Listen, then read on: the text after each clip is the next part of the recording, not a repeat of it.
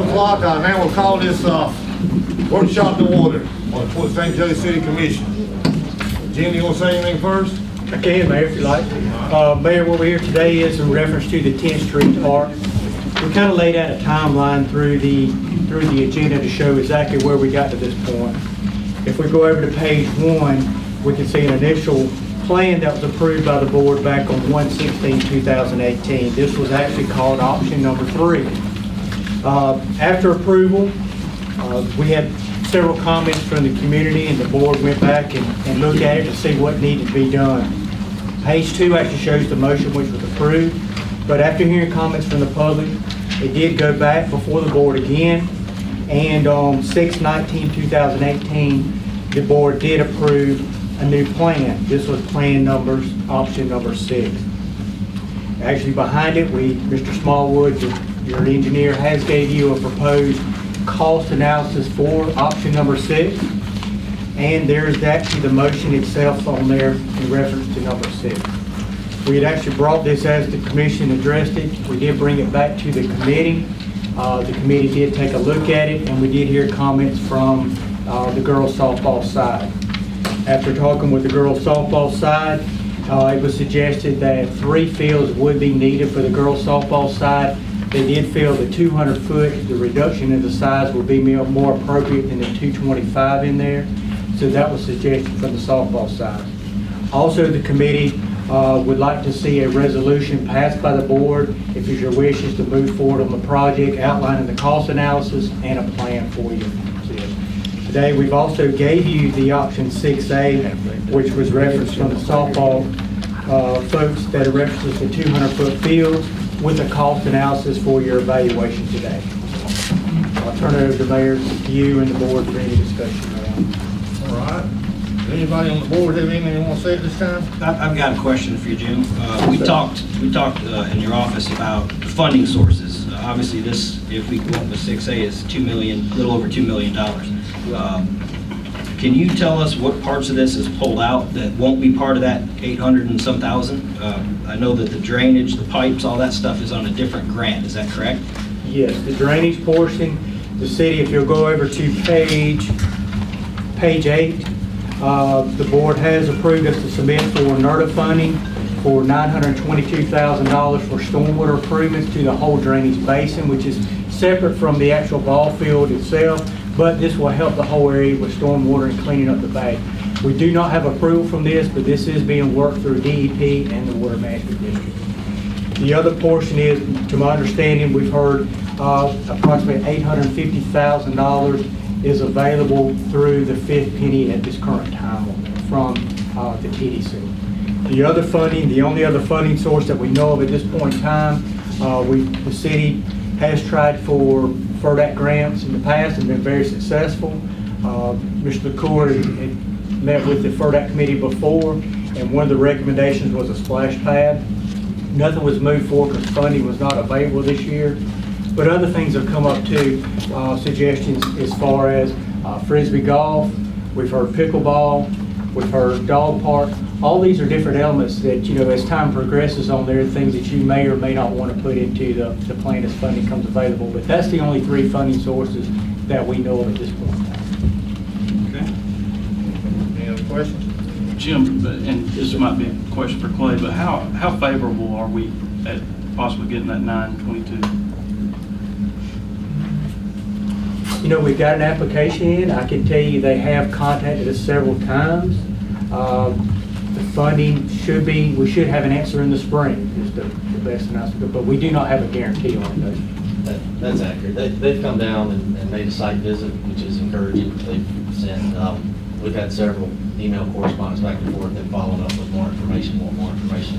That was all 3 or 4 or 5 months ago. So that was encouraging. All the correspondence with them has been encouraging.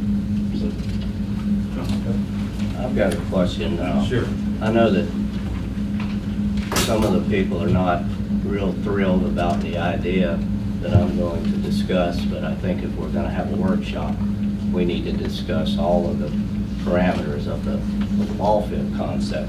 And I apologize for coming on to the board later in the planning, and I know there's been a lot of hard work already done, prior to me being on the board. But when I was sworn in, one of the things that I looked at initially was the two options and the two locations, one being at Field of Dreams and one being at 10th Street Ball Field. And I understand that the Field of Dreams was thought of in a concept quite some time ago, but until we move forward, I think that we need to discuss the reason or reasons if we can or cannot continue to look at that option. So I started talking to people about budgets and you know, the feasibility of it, and I keep being told, well, you know, the money's not there, it costs too much to do that. And then I hear, well, we've actually spent some money in engineering plans, we've already purchased that. We actually did some land clearing at the Field of Dreams at some point. It's probably grown up again, but then I was being told, well, we really need to have a plan and be prepared to have a plan to present, or we lack, or we possibly face losing the funding. And if that's the case, then we need to discuss that. And if the TDC is going to weigh in on that, or the county's going to weigh on, I think we need to have specific questions answered. And one of those questions that's very important is, if we are unable tonight to have a plan and sign on a plan, a specific plan or concept, is that the case that our funding mechanism is no longer there? Because if that's the case, then I'm going to focus my attention back at 10th Street Ball Field. Then the other thing that I have said all along is I support the idea of having the smallest field built at 10th Street, if Field of Dreams is not an option, that can be funded by the TDC. So I had spoke to the TDC and asked them to be here because I think it's important that they're working with us as we are moving forward with a plan. The last thing we want to do is make a plan and then submit it, and they're like, well, no, that really doesn't meet our requirements.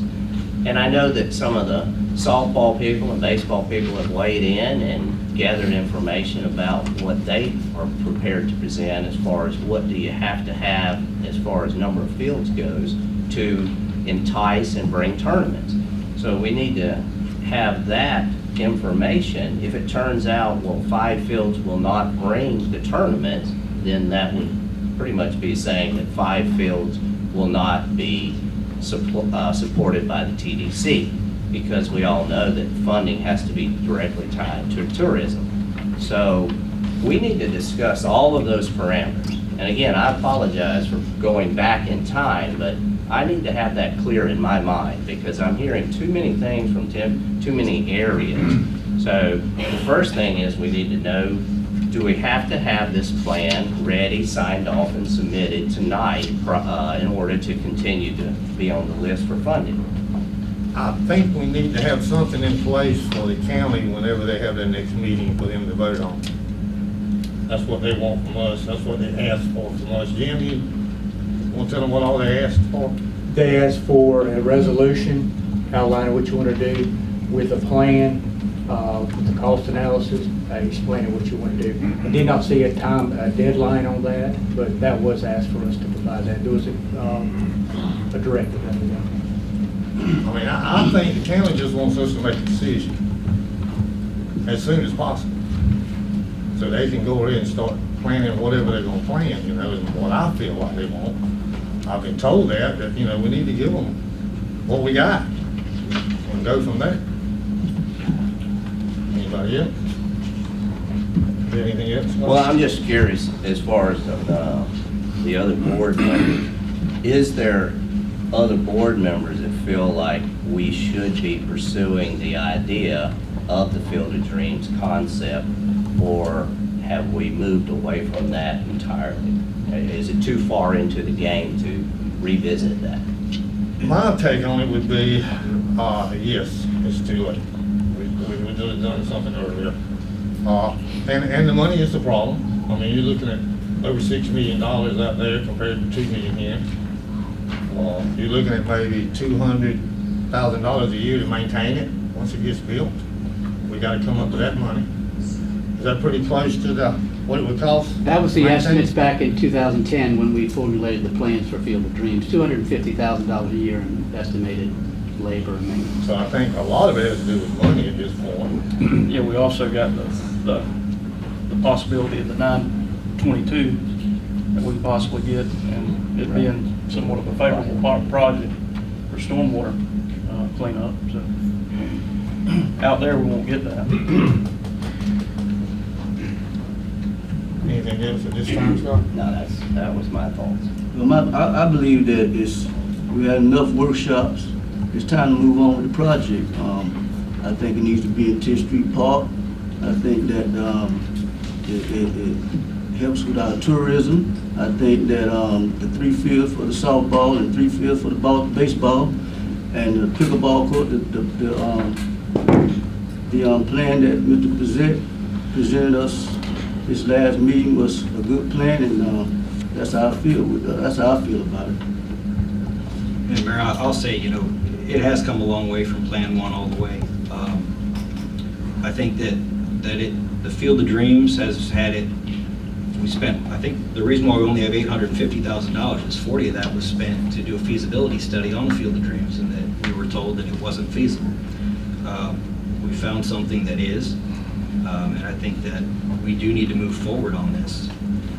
But I think that there are some things that we can add to the plan to make it a little more palatable for tourism as well. Having connectivity to the walking trails is one of the things that I was approached about. You know what? Peters Park has a ball field, so let's work on tying the walking trail all the way to Peters Park as part of this. That's a great idea. I think the Frisbee golf is a great idea. Someone's going to have to really convince me about the splash pad, because I think to maintain that is going to be cost prohibitive. But yeah, I think it's time that we make a decision, pass a resolution, move forward, and give it to the county to see what they think.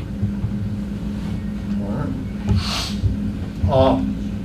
Before I go to the public, I would like, if we could, for anyone that's in the audience tonight, whether pro or con, whichever, that has not addressed this board, I'm going to give you the opportunity to speak first if you'd like. So is there anybody in the audience that would like to come up and speak that hasn't spoken to the board before?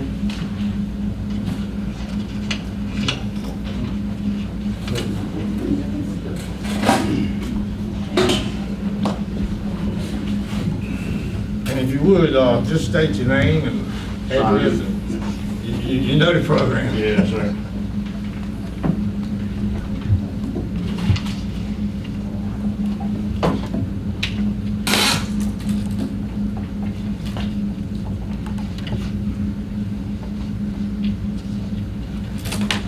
I'm Sam Jr., Sam Emerson Jr., 521 9th Street. I'm not against having the ball field, all that. My question is my parents live on 8th Street, 512 8th Street. My nieces, my daughter will eventually be playing in that road right there. The way I look at these prints is y'all have all the parking on 8th Street. But we're still leaving 10th Street open for parking. Well, I feel like if y'all are gonna put all the parking on 8th Street, there needs to be something done with 8th Street as far as speed bumps, some way to control the speed down that road, because it's bad enough as it is now. I mean, my nieces, they can't even play in the road because the cars are going down there 40 miles an hour and people not even looking on their telephones, trying to get to the ball practice, stack house, whatever it may be. I mean, something needs to be done to address, and that's even on 10th Street, which y'all did put stop signs in there, you know what I mean? So that does address that. But see, from Long Avenue to Woodward, they drive 90 miles an hour down that road. And there ain't nothing, you speed bump, something needs to be done to that, because that's where all the parking's gonna be, and you're gonna have however many parking spaces there, that many people going down there. I mean, I just, if y'all are gonna save a little bit of money here, might want to address that issue so nobody gets killed or hurt or ran over or nothing like that. I mean, I'm just bringing that up as far as the community goes. I mean, I don't want to see nobody get hit, hurt, especially those little kids running out there and trying to play in the road or whatever on their bicycle or a little scooter or something like that. Sure. I mean, if y'all can address that situation, do y'all agree with me on that? or- Oh, yeah. And 8th Street is in our plan to pave, to be repaired, so they are repairing, and that should happen quick. So people will definitely, you'll see them speeding down that road, so we'll definitely address that. I mean, if that can be put into the objectives to be looked at and taken care of, then that's my concern as far as I go. It's just, address the speed issue on 8th Street. All right, so thank you. Thank you. Anyone else that hasn't spoken to the board before? Come on up.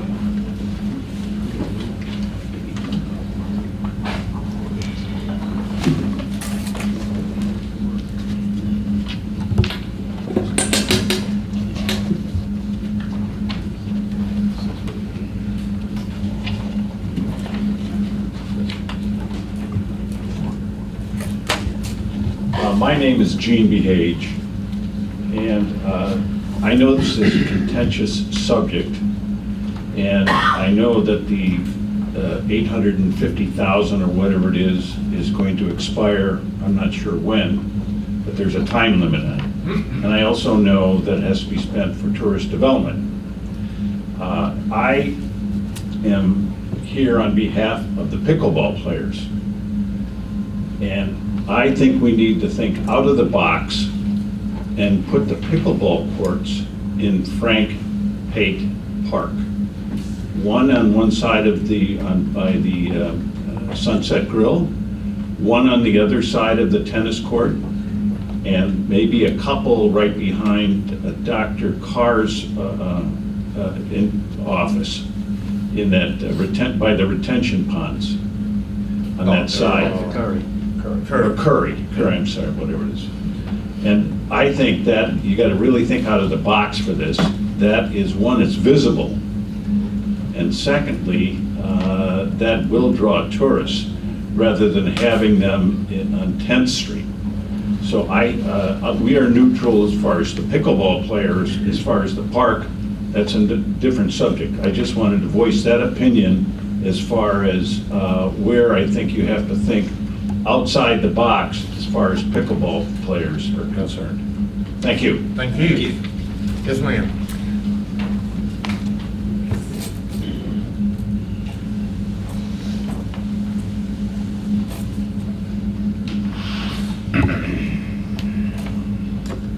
Good afternoon, thank you so much. My name is Suzanne Marshall and also a pickleball player. And I would like to second, what Gene said. What we would like to do is have a consolidated area where we can bring in more pickleball players. I have a mailing list, that I mail out, the notices, we're not playing today, we're playing today, whatever. And I have 56 people on that mailing list. So we actually, in the wintertime, have approximately 30 people that come to play on our and we chalked them off for a long time. If Fred knows, we were playing on, chalked off courts, and thank you very much for helping us paint the lines. But if we could expand that area at Pate Park, a couple of courts on one side, a couple on another, we could really have a big place and maybe even have a few tournaments, which they look online. The players come by, they drive by, they look online. Where can we play pickleball? And they come to Port St. Joe frequently and say, hey, we saw it, and we're here to play. So we would appreciate you considering, we're glad to have the money, and we appreciate you considering putting it in Pate Park. Thank you. I have a question for you. Yes. Can you play, if we build a tennis court, is it Yeah. work fine to be tennis and pickleball? Oh, absolutely. That's what we have right now. We Right. actually, on the tennis court, the net is here. Right. We put 2 pickleball courts on either side of the tennis ball court and of the tennis court, and we actually bring our own nets. Now, in Panama City, we've played just to go see, courts where the nets are permanent. Right. But, if we can play on tennis courts, it's just like a gymnasium, where you have Yeah. half courts and full courts and, volleyball. You just pick your line color and people know how to play their lines. Okay. All right. Great, thank you. Thank you, ma'am. Anyone else that hasn't spoken before I go to one? Come on first, and then you'll be next.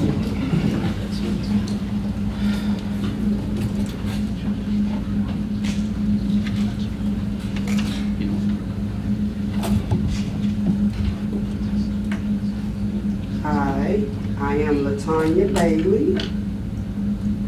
I am a lifelong resident of Port St. Joe. Just want to put that out there. And my concern and why I'm here, and I have on my coach's shirt because I am proud to be a coach for St. Joe Softball Dixie Youth. I am. And my concern is the children. Pickleball, I'm not against pickleball, that's great. But my concern is, I hear that y'all are saying that y'all are gonna improve the fields and stuff, and we don't wanna be an inconvenience. I've raised 6 kids in this community. All of them have played baseball, softball, I'm on both sides. And there are times, even as a coach, that I've had to start practice at 7 o'clock at night because we only have 2 fields on the girls' side. And one of the fields, well, both of the fields are probably not even right regulation size. But besides all that, I just want to express that if Field of Dreams is out of there, 10th Street, where else are we gonna go? What else are we supposed to do? I mean, we're over 200 kids play ball in this area. That's a lot of kids for Port St. Joe. We want to see softball flourish.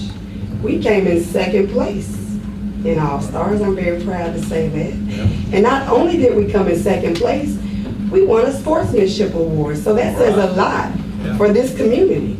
And so, something has got to happen, and I would love for us to all figure out and agree what that something is, because we can't just keep going and going to these other communities, and they have what we can't have. We can't even host a tournament here right now because we don't have enough fields or the proper amount of fields, the right size field. And so it would be nice to bring some of that money in the community. It would be nice to see our children play here instead of always traveling to other places.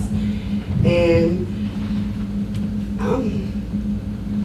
I'm just here to say that. That's what I came here for. I know I'm late to the party and I haven't been to all the meetings, but I just want to get that out in the atmosphere because that's what it's about. Y'all represent the city of Port St. Joe, and as a person that lives in this city, I want to see something more for the kids. I mean, all my kids played on that field, and we may do, but if we can do better, let's do better. Amen. That's it. Thank you. That's all I have to say. Anyone else? I'll be quick. All right, so sign in and Not good, not easy for me, but I'll do it. multitask. Do my best. All right.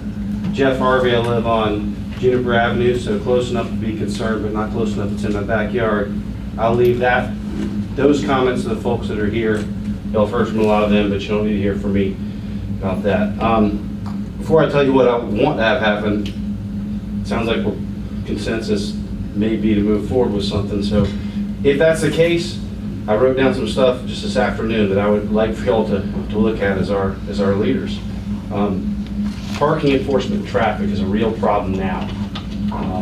And believe it or not, you can park for games right now in front of the Stackhouse. And Marcher took us about 100 yards down, and you're at the T-ball fields where I coach this year. We can't get anybody to park there now, and I feel bad for some of the folks that live in that area that have folks driving across flower beds, putting trenches in their yards. None of us would stand for it if it was our house. So we need, if y'all move forward with this, there needs to be a parking ordinance in this town, and we need to take care of those folks who live adjacent to this park. It doesn't need to get worse for them. Sure. We could have 130 paved places, and I have my opinions on that. And down at 8th Street, I feel bad for those folks. But if we're gonna do it, let's make sure the folks in and around this park don't see their lives get more difficult. And from what I've seen during the T-ball season, they could. So, you know, maybe budget some money for those afternoons. We know what days the games and practices are played, especially with T-ball. It'd be nice to have some public safety out there. I know money doesn't grow on trees, but if we're gonna decide to go forward with this type of money, let's find some money for some staffing out there. If we have to take some folks and pull some folks over, let's slow it down and make it safe there on 10th Street, especially on game days. We know what days those will be. It's only 2 months of the year. Upkeep, I know y'all know that's gonna be challenging. I didn't see necessarily in the 6A plans I saw any storage buildings. but there's all kinds of equipment. If you're gonna do tournaments, possibly maybe grow into other sports, leave some place in your footprint for some sort of storage, whether it's soccer bowls, goals, temporary fencing. When that stuff starts sitting out in this sun, it doesn't last. It's not gonna be any good in 5 years. And then if we're gonna do this giant part, yeah, I know this is a totally separate issue, but just be thinking about, you know, the whereas clause in the resolution y'all have in the package. It says it's gonna strengthen the cultural, aesthetic, and environmental. Those are the 3 bills that we put in there. Let's look at doing some recycling in this area. It's a totally separate issue, maybe another meeting, but if you're gonna have this giant parking area that we're gonna have to maintain for trash anyway, maybe it's time we move into the late 20th century and look at possibly having parking with all, or recycling with all this natural beauty we've got around here. That being said, I got a kindergartner. I feel bad for the folks that have girls that are on the softball field to understand that they've got concerns about quality more than I have with the baseball. My son and his teammates are perfectly happy. So if the decision is that things need to stay how they are, if that's a decision, it's not a failure. It's just a decision y'all make because it's maybe the right thing to do. Maybe it's not. And I don't have somebody on the girls' side, and I'll go with whatever y'all go with. A lot of the folks that live along that street have real concerns, but those were, you know, if we're going to do it, let's do it right. Thank you. Yes, sir, thank you. All right. Can you stand up so I can see you? Come on up. I'm having eye surgery tomorrow, next week. I got kidney stones tomorrow.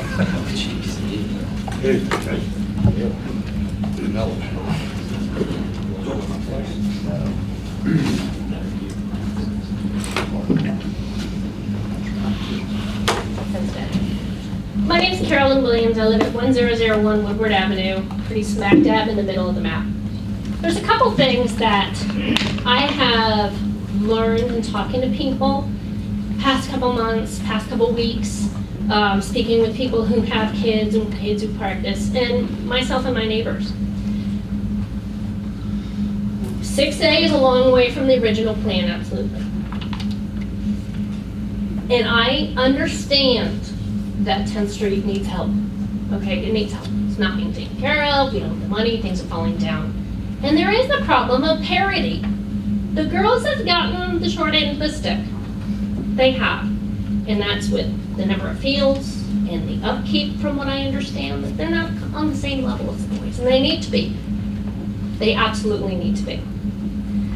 I understand where we need these 3 fields. I do. My concern is, if we're looking at this plan, creep. What is creep? Oh, nobody's gonna mind if we take another 20, 30, 40 feet of this. Oh, well, we don't have any place to park, so we're gonna put some temporary parking here, which becomes permanent. Oh, well, you know, since it's already parking, let's put something else here. And my fear is that entire green space is gone. And so I feel that there needs to be commitment or designation that is hands off. There's no touching that, there's no parking, which is what I see people doing. I'm not walking that far, I'm gonna park. And that's gonna happen. People are gonna park along the path. People are gonna drive up on the path just because they can.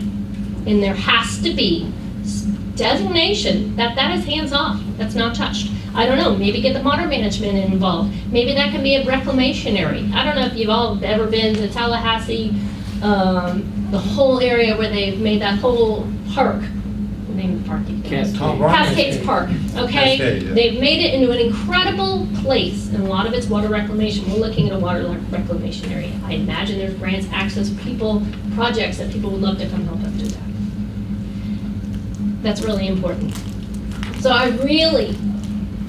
we need a strong commitment that it's not going further. And that we work on keeping that green space. I've spoken not to you all, to the county, that we're losing green space in our community like this. And it's important. I got an email today from the tourism place about the parks. There was 0 word about ball fields. It was about walking. It was about playing to have, where we can have weddings or picnics. That's how the Tourist Development Council can advertise our parks. We seem to be hanging our hat on, we have to have ball, ball, ball, ball. We do need to fix that. But I really wish everybody would stop thinking we have to have a tournament in order to get this money, because we have so many things in this park that attract tourism that aren't just golf. I understand, we need 3. How many girls in here? There's a bunch of women in here, they've played, they know they need fields as good as the boys. We do. It's only fair. But we need a strong commitment that we leave the rest of this park alone. We're gonna cut down a crap load of trees, we need to put new ones in, and healthy ones. We need to look at people, the landscaping. I went and looked at the plans for Field of Dreams. I had a conversation with Mike. This should be a passive park. We're gonna be making it a much busier park. If the idea, in 10, 15 years, we do get it together and we build a Field of Dreams, we need to make this back into a passive park. We need to plan for that. We need to plan the landscape that we can grow back into. So if that's gonna be a couple extra $1,000 for landscape planning, we need to spend it, and we need to find it. This is the first public workshop on this, I'd like to remind you. Mr. Langston, you mentioned that we've had several workshops, we haven't. This is the first. You all have had, we've been meetings, but this is the first workshop, and I just want to remind us of that. Okay, thank you. Thank you. I'm gonna have this next gentleman speak, and then we'll open it up to whoever wants to speak. You might want to stand up so I can see you good. Yes, sir, go ahead.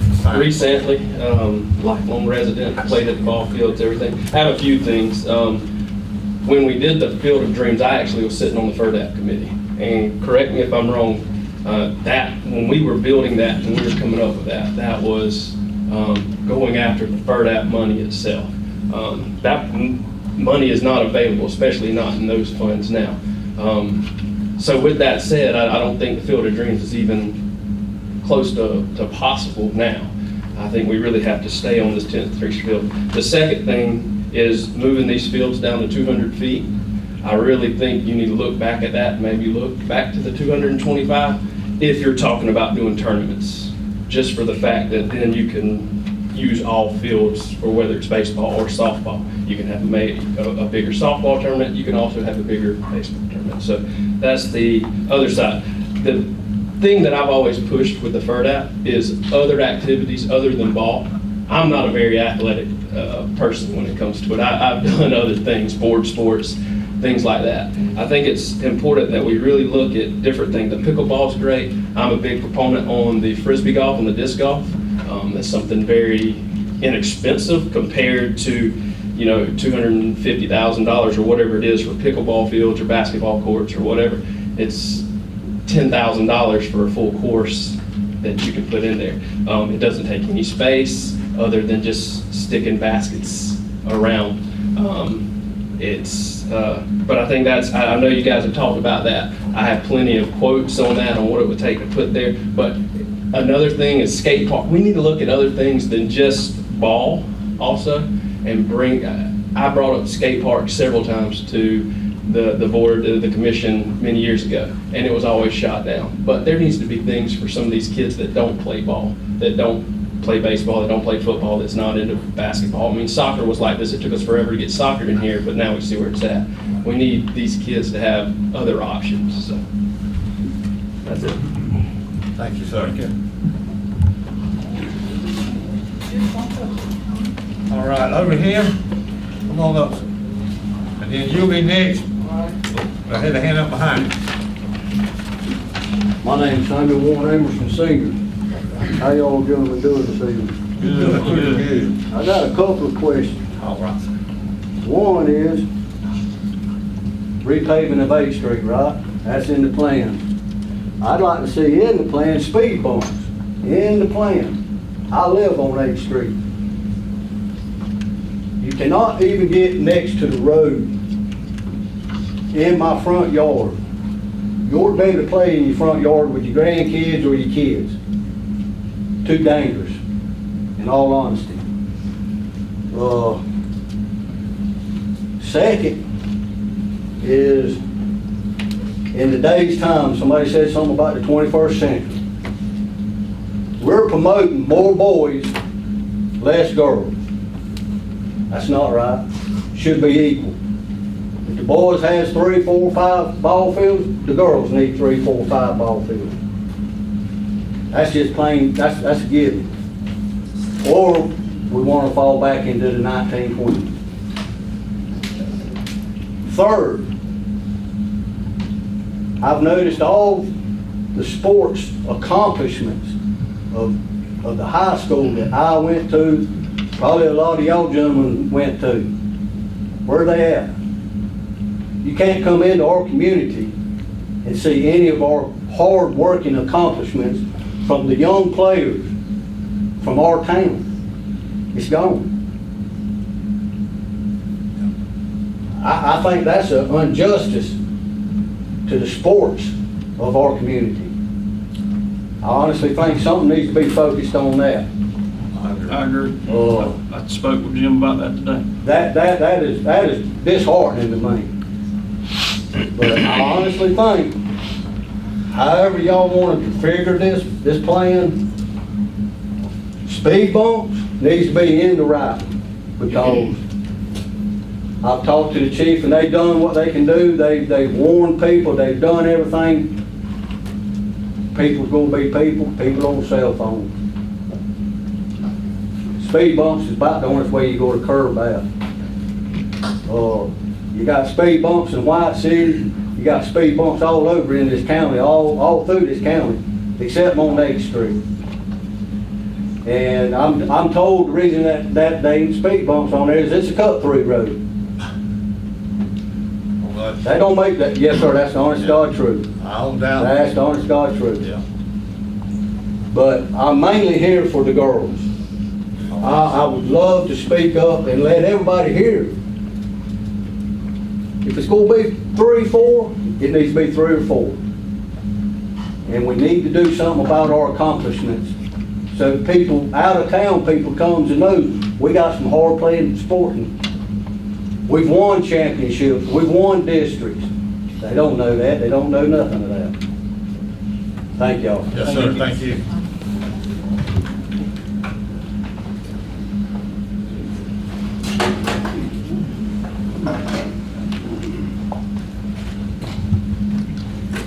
On May,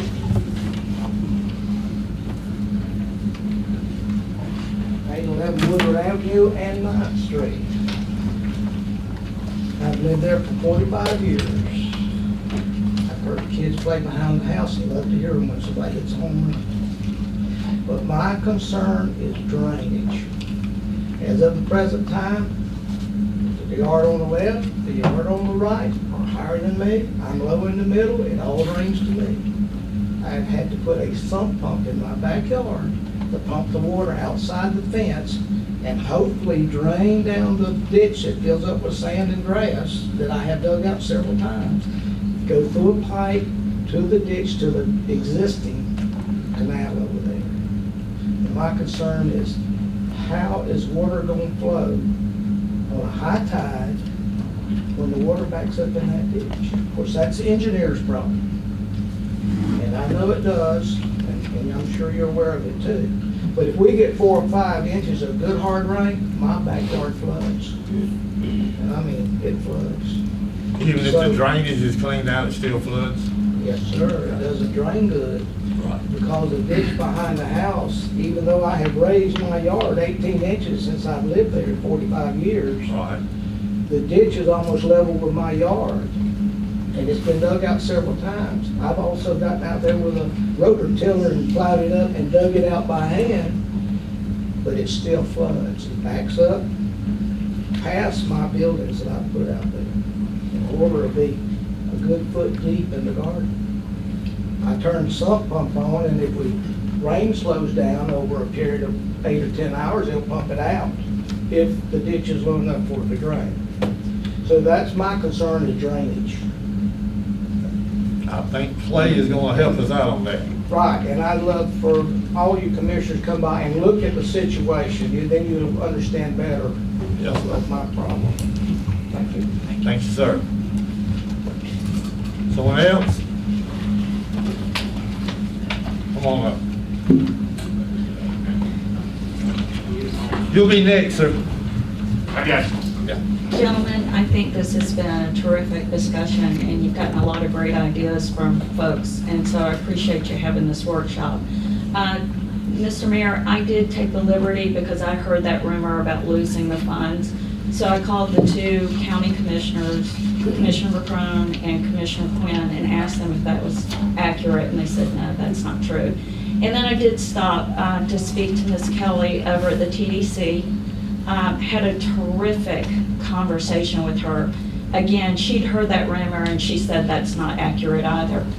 So one of the things that Kelly did say, and she says she works for the gentlemen that sit in your position at the county level. But she did talk about the Field of Dreams. If we're going to try to cram too much, you know, we talked about congestion and having tourists have good experiences, and if they're sitting in their car waiting and getting hot and they've got a bunch of kids that are hot, what does that do to their experience? And then if you have people will be people, as a couple of the people said, and if you have garbage coming into your yard, then what experience is that for the homeowners? And then they may start resenting the tourists. And so trying to strike that balance, which is what we've been talking about since the beginning. And so we talked about things like, you know, spreading the wealth through the community, maybe putting some ball fields that would host tournaments, whether it's the girls or the boys, where the 10th Street, and then the pony field, maybe doing something with T-ball over there. And then we have also the avenues, that's what I call it now, over at the north side, because that's a great historical area. So trying to figure out how do we not gridlock people, because we're a small town, and then how do we keep people happy tourists and as well as happy residents. So I think looking long-term, you know, this is a great beginning. You've heard a lot of great ideas. But the other thing that I'm going to put in the record is the tourist development tax statute.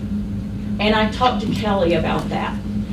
You know, it talks about funding auditoriums and museums and turtle, you know, equestrian aqua things.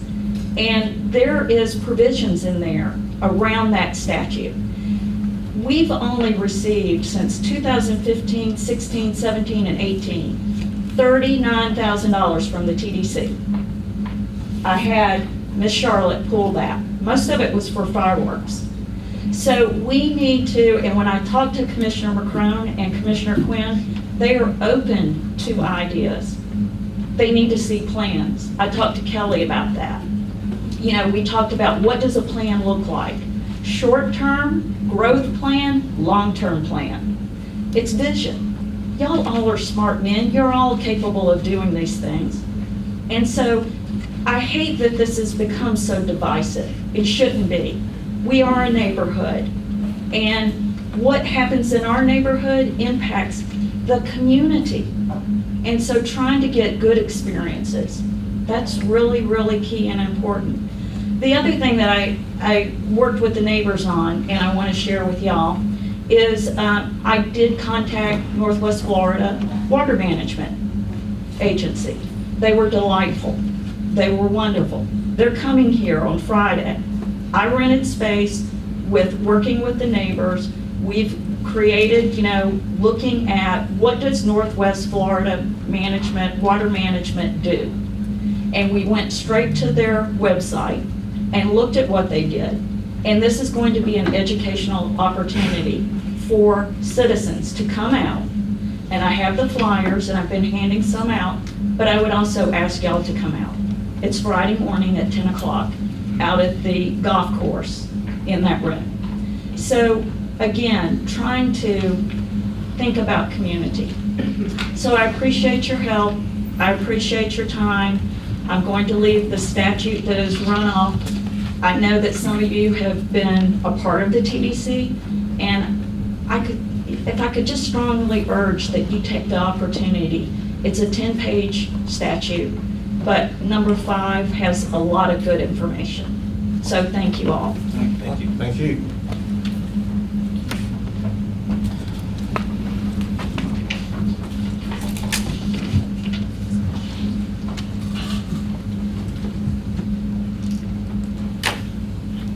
Brian Hill, 2019 Garrison Avenue. I've been involved with Dixie Youth Softball for the last 10 years. I've invested the majority of my life in the spring with the girls of this community, 2 of my own. I started in the spring of 2008, and I've been involved in it every year since then. The last 5 of those years, I have spent on the board of 1 or 2. Several years, I have been the board. I have had a lot of volunteers to help me, but I have been the one responsible for making sure things got done and things were taken care of. Part of what I was charged with was scheduling ball games and practices.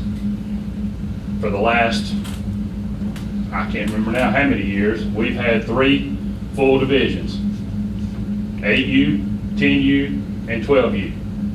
And we've had to schedule games and practices for those 3 divisions using 2 fields. As a result, we've had to schedule practices and games which start at 7 o'clock and usually don't end till 8:30 or 9 o'clock.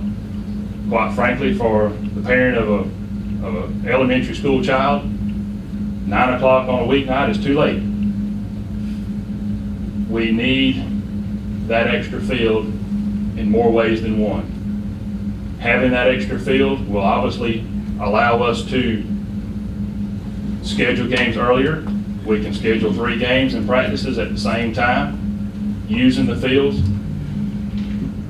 We can get out at a decent hour.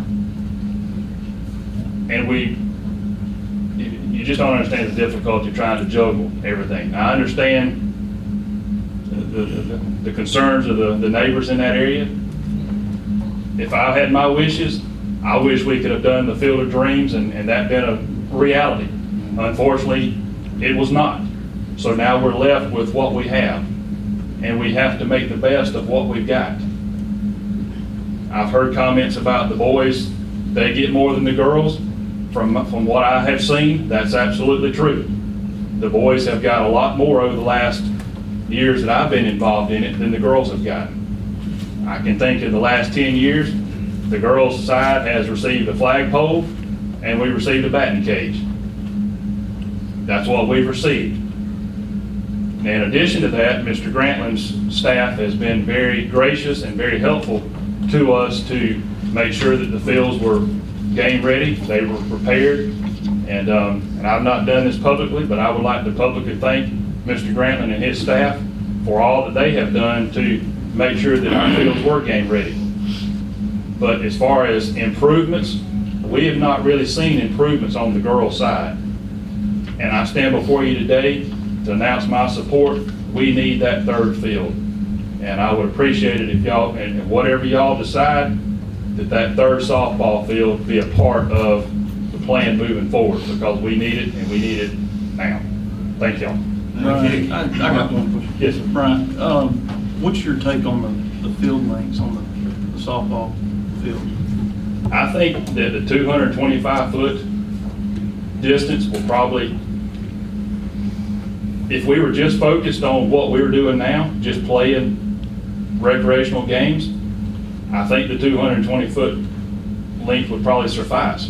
However, if we ever intend to bring in tournaments, such as if we ever were to choose to sponsor the district tournament, such as, Weewalt does it, Sneeds does it, Franklin County does it, Mariana does it, Bluntstown they do it. So all of our neighbors around us, they all sponsor these tournaments, and they all have fields that I believe, if I'm not mistaken, they're 225-foot distances, because some of the older age categories, they need that size.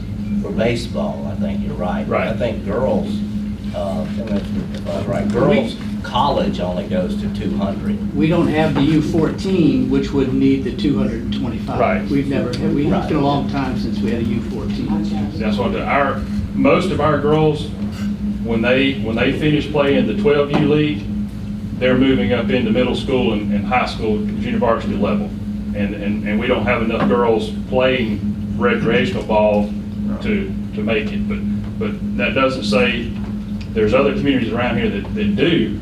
So if you ever choose to host the tournament, you have to have fields that are going to be capable of those older age groups playing on. So if we're just thinking us, 220 is going to be sufficient, but thinking outside the box and hosting tournaments, we will need the 225 to do that. Appreciate it. Yes, sir. Thank y'all. Thank you. Anyone else? Robert, you want to come up? That's right. Robert Branch? Yes, sir. I'm gonna kind of, Robert Branch, 1016 Marvin Avenue, I'm gonna kind of take off where Miss Christie left at. And I'm gonna talk about, my main concern from day one has been flooding. Now, I've been there almost 30 years, and I've seen a lot of high tides come through there. Excuse me, Robert, if you'll turn around and speak into that mic, we'll have a better chance of picking it up. Thank you. I've been there almost 30 years, and I've seen a lot of water in the backyard, not only my yard, but my neighbor's yard. And I'm real concerned about the so-called ditch. I know there's 2 ball fields down there right now. I know my daughter come up through it, and a lot of y'all did also. I know the length. Now, to get 3 fields back where, Brian, I think you request, I appreciate what you said. To get that back, we've got to cover up probably a couple hundred more yards of that ditch at least to start. Robert, can I just get you talking him out of my, we're having trouble picking you up. Okay, I'll try to do better. Okay, let me get back where I'm going. I can remember the time when all the ditch was open from 16th all the way to 1st Street, pretty much. There was no culvert pipe in there. When I grew up, I can remember the 3 fields being there, and the home runs were hit, all of them went in the ditch. And I'm just telling y'all what's going on, but what I'm getting at, that's my main concern. The residents, my back, every time a tropical pressure comes through, I'm moving my stuff to the front yard, high ground. Now, I come in this on Plan 3, and y'all all know what Plan 3 is. The proposal then was to cover the whole ditch up. Catastrophe number 1. Okay, when are we gonna stop covering this ditch up? This is wetlands we're dealing with. There's cypress trees growing there. They're there for a reason. When are we gonna stop covering these ditches up? Now, I've told y'all before, we've got plenty of land. St. Joe, there's people, y'all got land. Think the shortage of land. The reason that y'all want to do this is convenience. We understand, but it's in our neighborhood. When everybody else goes home at 9 o'clock or whatever, we still stuck with the lights. We got the noise. There's plenty. You don't build this in a residential neighborhood. Look around.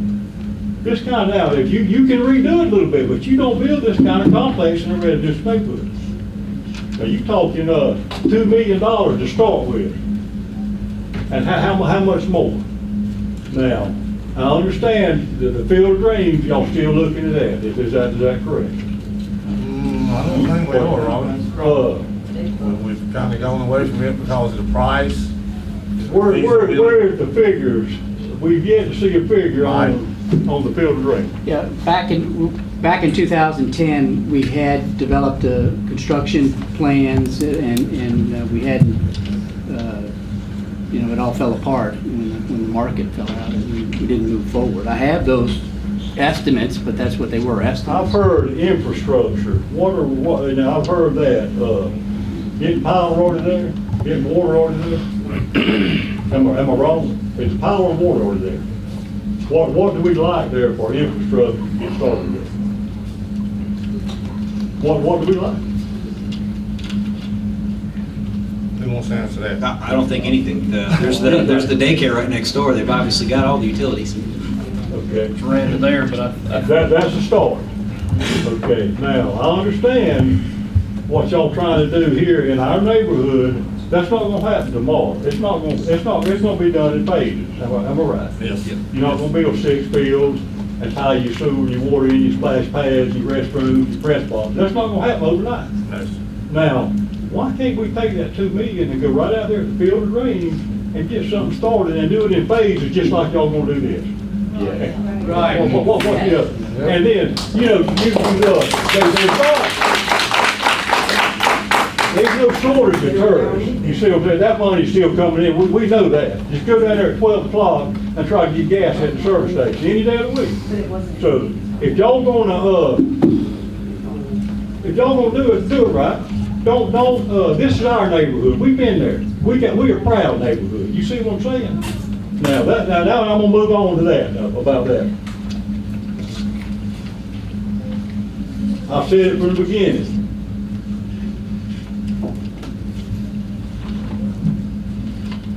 And Bo, okay, let me get back to what I was saying. The phone call yesterday. You remember what the question I asked you? Which one? You asked me a lot, I think. Who come up with 6A? Who come up with 6? Did y'all come up with it or somebody else come up with it?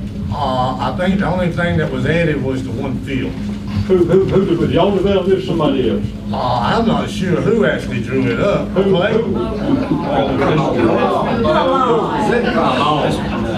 Steve Newman, would you please come to the front? Sure. Got the name on the bottom. Yeah. He suggested. Okay, he suggested. That's all he did to present. And then present. Have y'all ever, us neighborhood, have y'all ever took and suggested anything we brought up? Yes, sir. We sure have. What? We went from you going all the way to 16th Street to not going to the 3 fields, and that's a lot to give. That's a lot. Don't say we haven't made concessions, because we have. I'm gonna say that, we made concessions, and anybody can't see that, they haven't looked at the plans. Okay. When we first planned it on the 3, we're going all the way to 16th Street with a retention pond and all that. We're not doing none of that now, Robert, so we did. Okay, I understand. Well, you're going to retention pond anyway. I understand what you're saying, Bo, but, okay, why, if that's the case, why was Plan 3 scrapped? Why? Because you didn't like it. No, Bo. I mean, that's why I thought it was. Well, you tell me why it was correct. I mean, you shouldn't ask me a question, Robert, if you got the answer. Okay, Bo, okay, back I to the give you the phone. only answer I Okay, can back to the phone call yesterday. Okay. It was brought up, and my still main concern from day one is flooding, right? I'm going on that. Yeah. Now, like I said, I've come through this, both sides.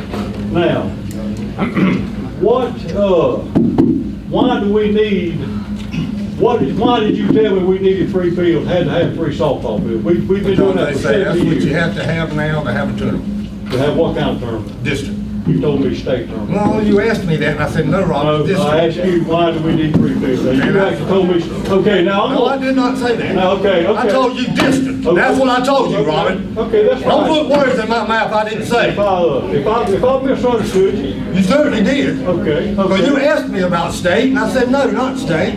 Let's go back. Calm down, Bo. Well, Mayor, we got 1 minute.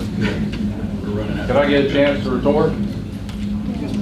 One more thing, I'll let folks. Okay, I want to clear this up. And I believe also was said, Bo coming through the boys side, let's jump over to the boys side. I'm more apt to what's going on there. We've hosted district tournaments in St. Joe numerous times since I can remember. One field, at least 6 teams played on one field. Had no problem getting them through. well, we had a problem. Now, We didn't get through at 1:30 in the morning. we're us We didn't get through at neighborhood. 1:30 in the morning. I coached. Let me tell you something, the neighborhood is being misled now is that we've got to have 3 fields. There's a reason for having 3 fields. That's for big tournaments. When you've got big tournaments, you've got a lot of people in your area. You've got congestion, you've got people, you've got noise, you've got lights. Some of us still work. Now, when y'all put 3 fields in there, I know what's gonna happen. Y'all not gonna stop till you get to the other end, and then guess what? It's on everybody then. Yeah. Now, if you'd like to say something, I'll keep on. Now, if you have any more questions, I'm gonna go. I'd like to say something, Robert. Mayor, point of order though, it is 6 o'clock and this is on our agenda for the next meeting. Do we want to go ahead and start? Let me just, This will be the last of the workshop, and we're back on the agenda for the meeting. when someone told me about option 5, that completely ignored the softball, that's when I got involved. It was ridiculous, and we went from Plan 3 all the way to nothing from 10th to 16th. So yes, I pointed it out that it was ridiculous to try to get TDC money and attract any kind of tourism, and you're not doing anything. It had you added 0 fields. So the main thing on this is, if you're going to use TDC money on this, you've got to do more than just refurbish what we have. You've got to at least put one more. That's just on a tourism issue. Now, as a rec league, we have 2 fields. We can't do anything on 2 fields. We manage. But to say that we don't need 3 fields is someone that's not involved in softball. Dixie Youth has said it. A number of rec league directors, even our old director here, said 2 fields is ridiculous to settle on to have 3 leagues. So that's where I got involved. But you're missing a point on this. That's just one issue on all this. There's so many things that can be done with this, but a big part of it's got to be a 3rd field. You cannot go back to 2 fields. If you can stack the 3 fields on top of each other and keep it in the footprint, that's fantastic, but you can't. We have two fields right now that are not regulation. They're not even legal to play on. It's like playing on an 85-yard football field. So for us to ask for the girls 1 more field, it's not much at all. It's a city park. I've kept here in the neighborhood and I respect that. But we all have the right to that. It is for the whole community. At this time, we're going to have to close the workshop. As I say, this issue is on our regular 6 o'clock meeting agenda, so we can address it some more at that time if you would like to. But we'll have to adjourn this meeting to get to our other. Motion to adjourn.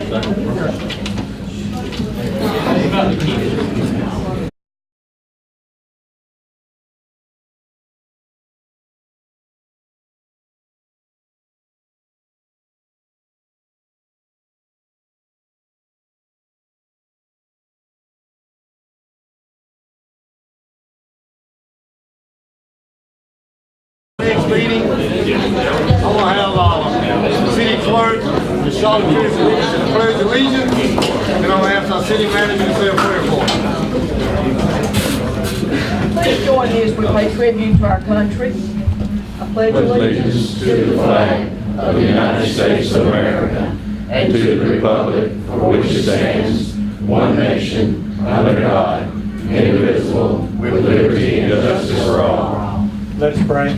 Dear Heavenly Father, we thank you for this opportunity to come here and do the work of this community. We ask that you lead us tonight. We ask that you be with our country. We ask that you be with our community. Make good, sound decisions for you in your name. In Jesus' name we pray.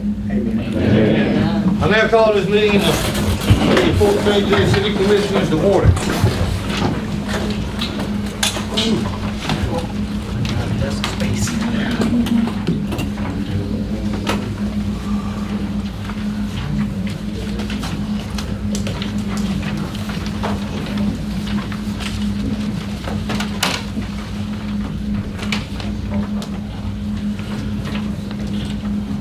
We have a consent agenda. We have several meetings on here.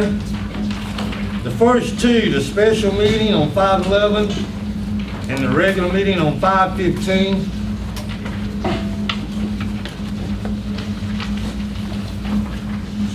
Let's see, it's pretty thick is what I'm getting at. It's pretty thick. A lot of reading to be done. I started reading it the other night and I did find several mistakes on it. So I would like to have the time on those 2, to table those 2 to the next meeting, so I can have time to look at them. Unless everybody else has had a chance to look at them, I haven't. I'm fine if that's legal to do. That certainly, it's appropriate to table it. We can bring it back. I have to say, it's just a lot of reading material, and I've already found several mistakes, and I'd just like to go through it, because if there's any mistakes, they need to be noted. Certainly, when in a legal deposition or when legal minutes are taken, similar to this, you're given the opportunity to read or waive and certainly if you're adopting something, you want to make sure that it meets your memory. Okay. All right, and now the other two, one from the regular commission meeting on 6/19, and then workshop meeting on 6/26. I think we can go ahead and handle those if I can get a motion to approve them. Motion to approve. Approved by Commissioner Ashbrook. Second. Second by Commissioner Lowry. All in favor, say aye. Aye. Motion carries 5-0. All right, there's nothing for the Port St. Joe Redevelopment Agency to report tonight, he told me, so Mr. City Attorney, we'll turn it over to you. Thank you, Mr. Mayor. First on the agenda is ordinance 547, the comprehensive plan update, and I believe Mr. Greer is here. I saw him previously, Mr. Greer, and he can initiate the process of discussing where we're at with that. Good evening. Good evening. Good evening. I'm Ray Greer, I'm land use planner with Stantec. The comprehensive plan that you have before you tonight is the adoption of the air-based amendments. 2 months ago, we brought them in front of you as proposed amendments and went up to the state for review. The state gave us only a few comments. We have made those comments and we're going to incorporate it into the adoption package. So what we're asking for tonight is for y'all to adopt the air-based amendments, which would be the amendments to the comprehensive plan and the future land use map. And from here, what we'll do is, if you vote to adopt, we'll transmit it back to the Department of Economic Opportunity. They'll have another 30 days to complete their review, and then it will be final. I'll be glad to answer any questions you may have. Any questions from anybody? I'd make a motion for a second reading. We have a motion by Commissioner Ashbrook. Second. Second by Commissioner Langston. Any further discussion? All in favor, say aye. Aye. Motion carries 5-0. Thank you. Thank you, sir. And Mr. Mayor, as you're aware, on February 20th, 2018 was the initial reading that I'm announcing that for record purposes. Ordinance number 547, an ordinance amending the comprehensive plan of the city of Port St. Joe specifically to adopt evaluation and appraisal review-based amendments pursuant to section 163.3191 Florida statutes. 1, updates the goals, objectives, and policies of the future land use, traffic, circulation, housing, infrastructure, coastal management, conservation, economic, and capital improvement elements of the comprehensive plan. 2, to update the future land use map series, providing for severability, repealing all ordinances in conflict herewith, and providing for an effective date. Anything else that we need to do right now? Yes. Motion to adopt. Thank you. A motion to adopt from Commissioner Ashbrook. Second. Second, Commissioner Lowry. Any further discussion? All in favor, say aye. Aye. Motion carries 5-0.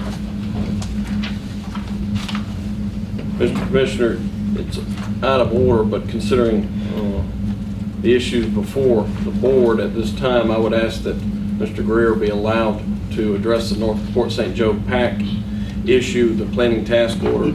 I believe he has some information on that. Mr. Greer has 2 hours to travel back home tonight. So if the board would consider allowing Mr. Greer to address that issue, Sure. which is under old business. Hold on up, sir. Mayor, there should be a handout for you too. Mr. Rivera, if you get the same today, it'll be in front of you for the view as he talks about it tonight.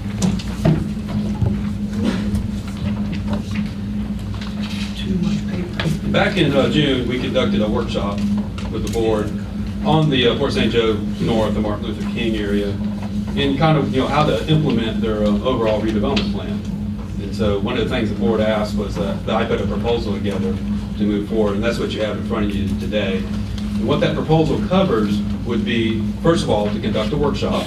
We would recommend to have a community workshop there for the Martin Luther King area and present them the overall plan that was developed and make sure everybody's on board and that we have consensus in that area.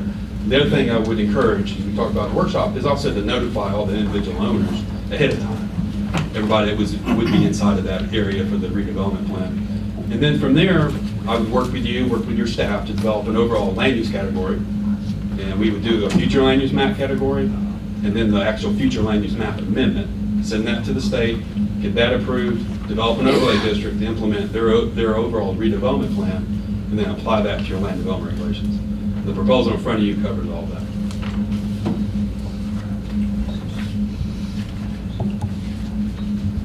Does the proposal consider the Triumph money and our application or thinking of applying for Triumph funding to help with this? Is that mentioned in this? Not my proposal.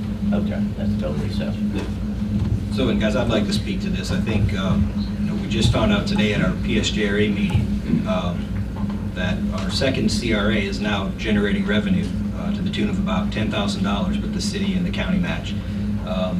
And we have traditionally given $20,000 as well to that CRA. I think that this would be a good use of those funds, seeing as we have budgeted $20,000 for the Project Area Coalition. So I would say this, and I think in conjunction, Jim, you can correct me if I'm wrong, but the study to find out if the pipes can handle the infrastructure is also, we have a price on that as well? Yes, sir, we do. And that's $2,500?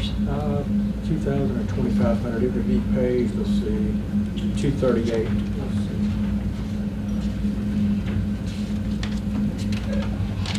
$2,000. So I think that brings us just under 10 grand, the money that's available for that project. It wouldn't come out of the city funds, it would come out of PSG area money if y'all are in support of that. I think that would be a great idea, having money, and I mean, we need to go ahead and move forward with this. I need to put a motion. Do you want to do both? The engineering and this? Yeah.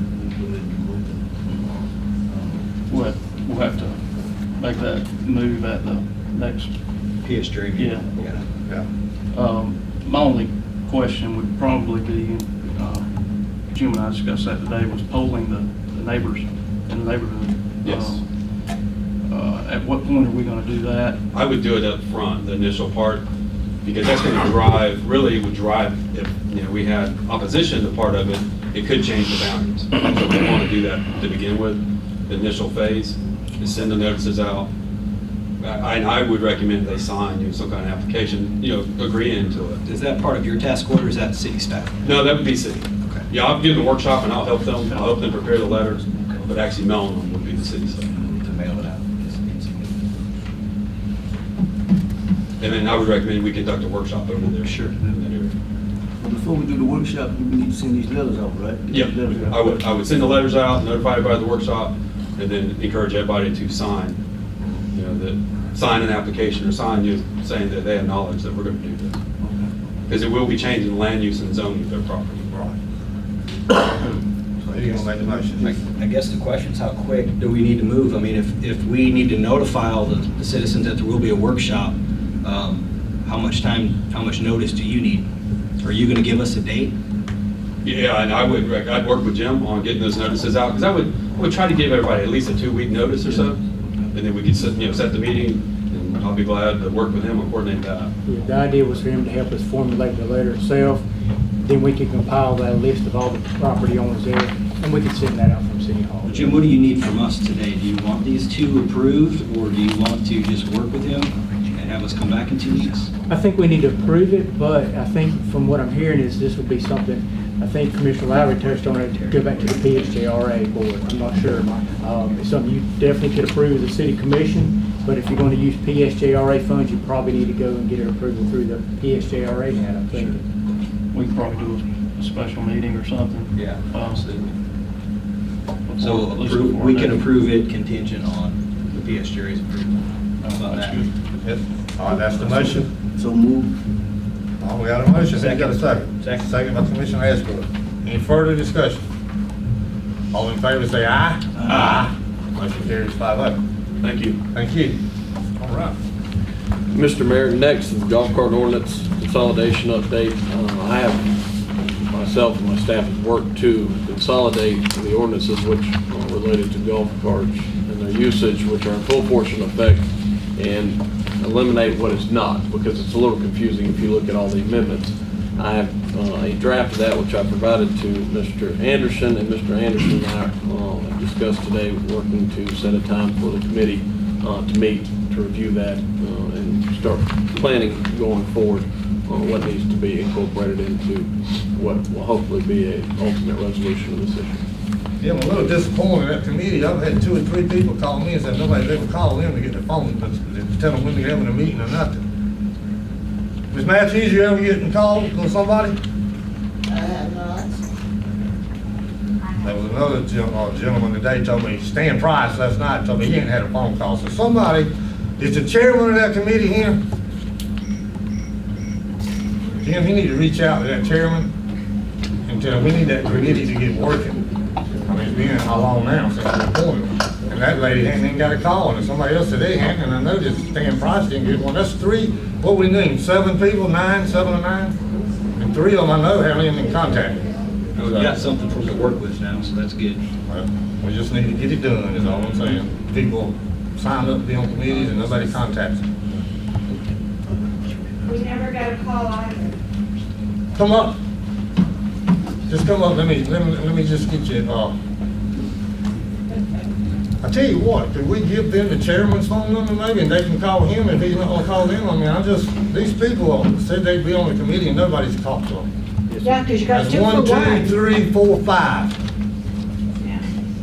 We haven't I heard mean, maybe we anything. need to rename the dadgum committee. I mean, maybe that's what we need to do. I want them to start working on it. So, We'll be in contact with you. before you leave here tonight, I'll ask you a question. And anybody else My on that husband, committee, both of us. please give Miss Charlotte your phone numbers, because she told me she didn't have any phone numbers for him to contact anybody. So y'all please make sure she gets your phone number. We signed one of these and put our addresses and phone numbers. I don't know if we put our emails on them or not, but.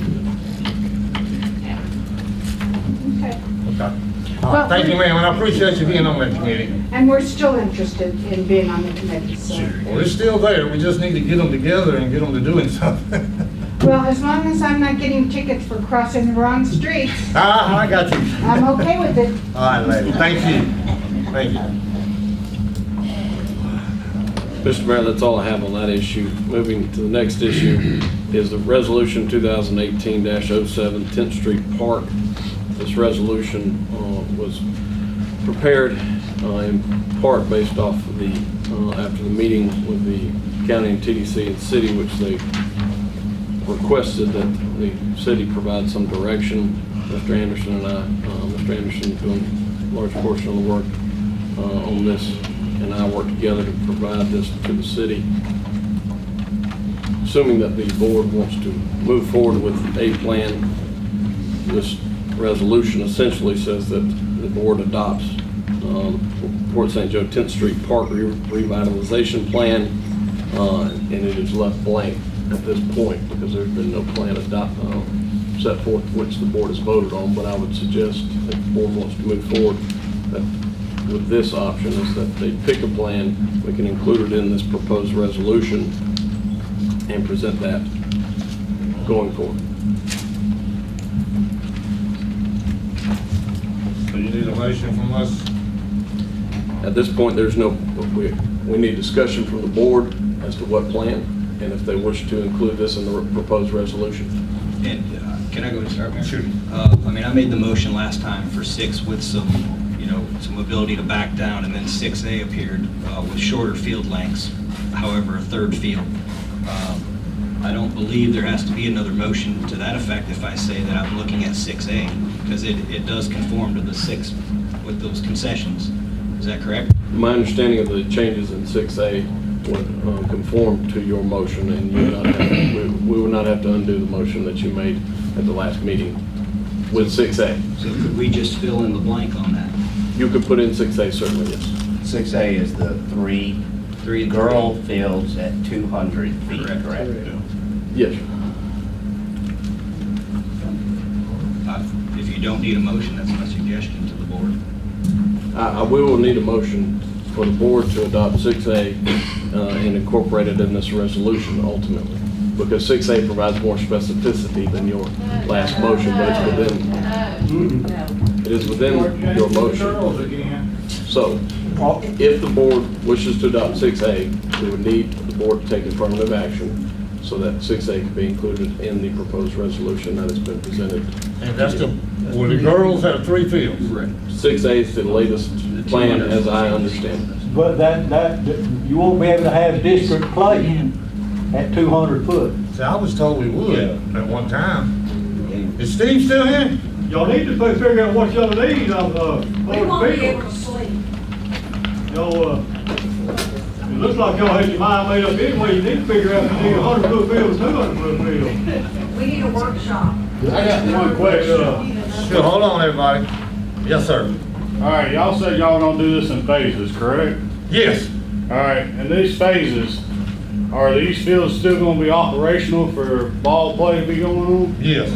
You know what I'm saying? They're supposed to do it in stages where it won't interrupt the play, is what I was told. What I understood was that the softball fields would start first, and the girls and the boys would have to be sharing those Share three. the field until they get ready. Okay, so can I ask this question? Yes, sir. All right, instead, like Mr. Roberts said earlier, now these are gonna be in phases, so there'd be times that we can get grants or apply for other money, funds, whatever you wanna call it.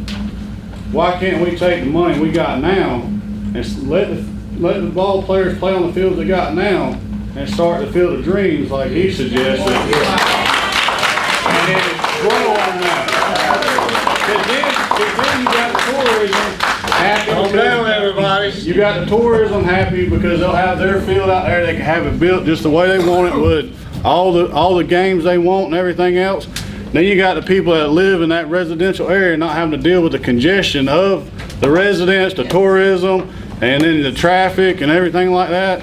I mean, it just seems like an overall better idea to me, and I don't know about y'all, but I mean, have phase 1, phase 2, phase 3, and then do it out there at the Field of Dreams. And then the ball players can still play ball and not have to share fields, because already softball is already down the two fields and baseball's 3. How do you think that's going to work out with softball and baseball being on the same fields as it is now? I mean, that's my suggestion. Amen. It's definitely gonna be a work in progress if we do it there. But one of the main things, Sam, is we're probably gonna get a little over $900,000 to do it there. It's kind of doing two things. Right. Two things at one time, so. Listen, because of record keeping, you have to come up to the mic. Okay. Be courteous to one another. And the bottom line is, we do want to fix drainage there. It's a major issue. I've lived there before.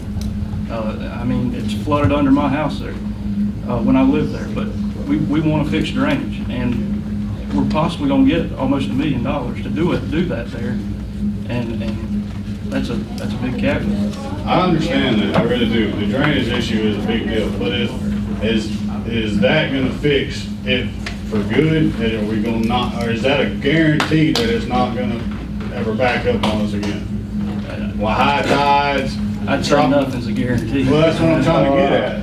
I mean, the citizens that are living there now, yes, they have the issues. They've been dealing with it for 30 and 40 years and stuff like that. All right, you go in and start filling the ditch in, you start getting that grant, even though it's almost $1 million. That's still gonna back up the water system somewhat. I mean, like you said, it's not gonna fix it, it's not a guarantee. But you do it out there at Field of Dreams, these residents that's living there now, they already know what they got now. They don't know what they're gonna get whenever you start to fill that ditch in and do all this work. I mean, if you do it out there, they know what they got. They're happy with what they got now. And then they're gonna be happier because all the ball players gonna be out there, and then they can sleep. You know, they might have to get up and go to work at 4 o'clock in the morning. Yeah, I understand. You see what I'm saying? I mean, that just seems like a better solution for the resident. I'm talking about for the locals. I understand tourism is a big thing in St. Joe. I understand that. I mean, we thrive on it. But you gotta start thinking about the locals here too. The locals have been here for 30, 40, 50, 60, 80 years. I mean, you gotta start putting them in the mix. I mean, I agree that the ball teams need better facilities. They need to be recognized for their achievements and everything. I agree with that, 100%. I was an athlete when I grew up. That was the best time of my life. Best memories. It didn't matter what the field looked like, honestly. But when I look back now, you always want better than what you came up in. So, I mean, think about the locals. Do the phases. It won't affect the ball teams playing. I mean, it just seems like, you can, 2 million here, 2 million here. You won't even look back and say, oh, well, we spent 2 million in 2018 or whatever. You see what I'm saying? That's my suggestion. If y'all can take that into consideration before y'all motion to have 6A already done and over with. Yeah. drainage issue as well, the right 1/3 of that map, do we have the funding, Jim, for the pond? No, we've applied for the 922. So That goes to the what we're one- trying to do is also make the drainage better by having a retention area there, like a baby buck griffin, basically, another lake to help with that problem as well. That's not on that map. No, it's not. It's not been approved yet, but we've applied for it. That might really. That was on Plan 3. Podium. That was on Plan 3. There was one all the way down on 16th Street, yeah. Is that the one you're talking about? No, this is a separate issue. I don't think it was on there. Yeah, it does say a mitigation zone on Plan 3. I got one quick question. Sam Amerson, we're talking drainage, right? A big deal on our drainage. We've got equipment. County, city, we've got equipment. If we was to maintain the so-called drainage ditch that half of us fished in when we growed up right here, if we would maintain that at a proper rate, really wouldn't have to have that retention pond. That's just a add-on. But if we took the equipment, we got some fine operators in our system here. I know them. But if we maintain what we have right now, maintenance it, jump 71, maintenance that, I really don't see no drainage problem if it was maintenance. The reason we have a drainage problem now is we're not maintaining it, creating this problem so we can add on, maintenance what we have, there ain't no more drainage problem. So we don't take that 900,000 and throw it to the wind. But we need to maintenance what we got as a drainage ditch. And it's a creek really. But if you maintenance what we have, drainage problem wouldn't be no bad. It wouldn't be bad, gentlemen. Y'all know that as well as I do. Still got the floor. I don't raise my hand and that's all. Like everybody else just walk up. Chester Davis, 282 Avenue D.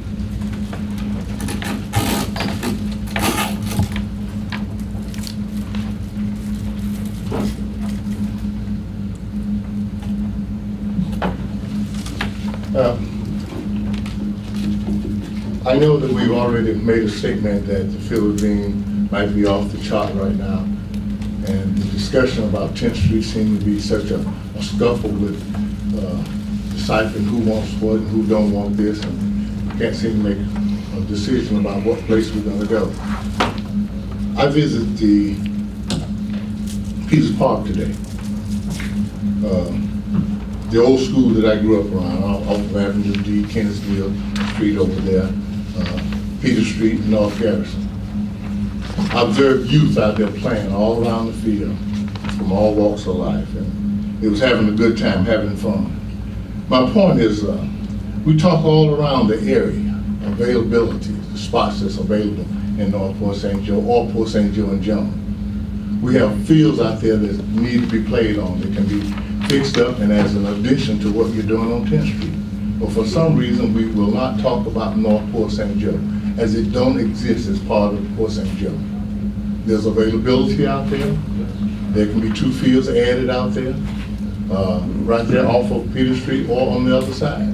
We have a lot of space out. We have a covered gym area where people can do other things out there. There's a lot of space that can be used on North Port St. Joe. One of the things that we're talking about with the Project Area Coalition is that how we can develop North Port St. Joe, and that's part of the development. That you're talking about tourists, why can't we use part of that recreation center out there? It's open space, there's plenty of parking. There's plenty of parking. And those children out there, they come from all walks of life. And we act like the adults, when we talk about the adults, they act like they're scared to come over there. It's not that high crime over there. We need to come and consider that area over there when you start talking about extra field. They're there. A field that's out there that nobody using, nobody practice on it, and it's a well-kept place by itself. But if we add a little work to that field out there, we can do a lot of things in addition to what we're already doing. So I'm saying we need to consider what we're doing citywide, not just on this side of town, but all of Port St. Joe. Yeah.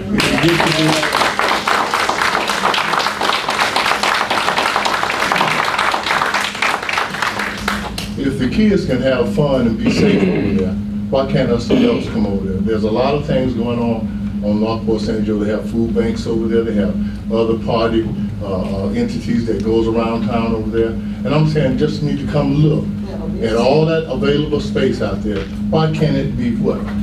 Picked up and cleaned up and used for some of the problems that we're having with the 10th Street Park. And I think Some it'll people give us already talked about not wanting it over there. well, it's not part of the discussion. In other words, when we sit down and discuss the open areas, we close our ears to the community that's open for it. And I'm saying if we use what's available, maybe it'll solve some of the problems until we can do better. But I think we close our ears. We're not discussing the other areas that's available for extending ball fields or other recreation activities. There's plenty of space out there. I noticed that I just sat there and looked at all that space out there not being used. And it can be used for baseball, basketball, pickleball, and all that other balls. But we need to get involved with putting that part of our discussion instead of talking around North Port St. Joe. Thank you.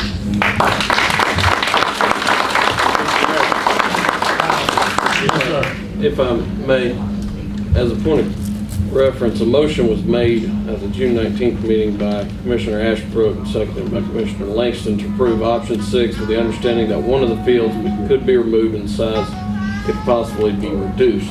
That motion passed 5-0. What has been presented today, as my understanding, in this additional plan, is that the fields have been reduced, and the plan conforms with the substance of the motion. Now, the board may not approve of the exact plan, but it conforms with the motion that we already have, and that was approved 5-0. Ultimately, that responsibility lies what to approve or not to approve with the board, but we have a motion. The plan was brought back to this, that was approved 5-0. A plan that conformed with that motion was brought back to this board for the board's consideration, and that's where we stand today. The county, or the TDC's, asked for a resolution showing the city's support for something, whatever that may be. And so it's a two-step process. One, is there a plan that the board is ready to approve? And then two, if so, we would want to have a motion, a second, allow public input, and then ultimate vote. And we would then ask for a motion to approve the resolution and to incorporate the plan that is approved. The plan itself, the resolution itself, it just shows support for a plan. It'll say what plan? Well, it says what plan, which plan, to support a plan, whatever that is that the board may or may not approve. Can I get clarification on this 5th whereas? The Development Assistance Program for Elements to Enhance the Port City Trail, is that all the extras that we talked about, extra amenities? Yes, sir, that would be part of it. Would this also, you have a whole trail system. would this also include connectivity to Peters Park? I think it could include different elements of any different type of that you would wish to see along the trail. I mean, we've got a new sidewalk coming. This is a great opportunity for us to use county funds to connect the trail system to run all the way through Peters Park and back. As long as that can be included in there, which I think it is with that 5th whereas. Mr. Mayor? Yes, Can ma'am. I just say one other thing really quick? Come up front, yes, ma'am. Thank you, sir. Just real quick, you know, we've talked about the drainage and everything. How wonderful it is that Northwest Florida Water Management is coming in Friday. And Mr. Grantland had that field cut. So maybe we can get them out there, look at the drainage, and save them some time, and all be real happy about, you know, not getting us flooded, and it's a great opportunity. So I say let's use that opportunity, since that's one of the things so many people are worried about. And then, as I said when I was up here before, let's think about spreading the wealth. Let's think about getting people to other areas of our vibrant, wonderful community. I have volunteered over at Washington Gym year before last and the year before that, I think 3 summers in a row. And I love it over there. There's 400 kids over there. Every single diverse kind of child. So let's use this opportunity this week and try to make some progress. That's all I've got. Thank you. Thank you. Who's got the floor? You still on the floor? I'm good with that, Mr. Mayor, if anyone else has any comments. You're good with what? I got my question answered. So where we stand with this plan, this resolution? Now, I say the resolution, the county is asking for. I feel like we got to give them some kind of resolution at this point. Well, and as it stands. Could I say one more thing? At the Yes, sir, mic. come on. Come on, Mr. Robert. What I'm hearing, there's no deadline on this TDC money. Am I wrong or am I right? Is there a deadline on when it's got to be used? You said the county is telling y'all, we've got to come up with something real quick, or we're gonna lose it? Is that what I'm hearing? I don't know if we're gonna lose it. Is anybody from the county here that can, Jimmy, would you like to come up here and say anything? I'll give you the mic. I'm just saying and this is Christy McElroy, I wanted to make sure through my 2 county commissioners that cover this city, this county, did they say we would lose the money?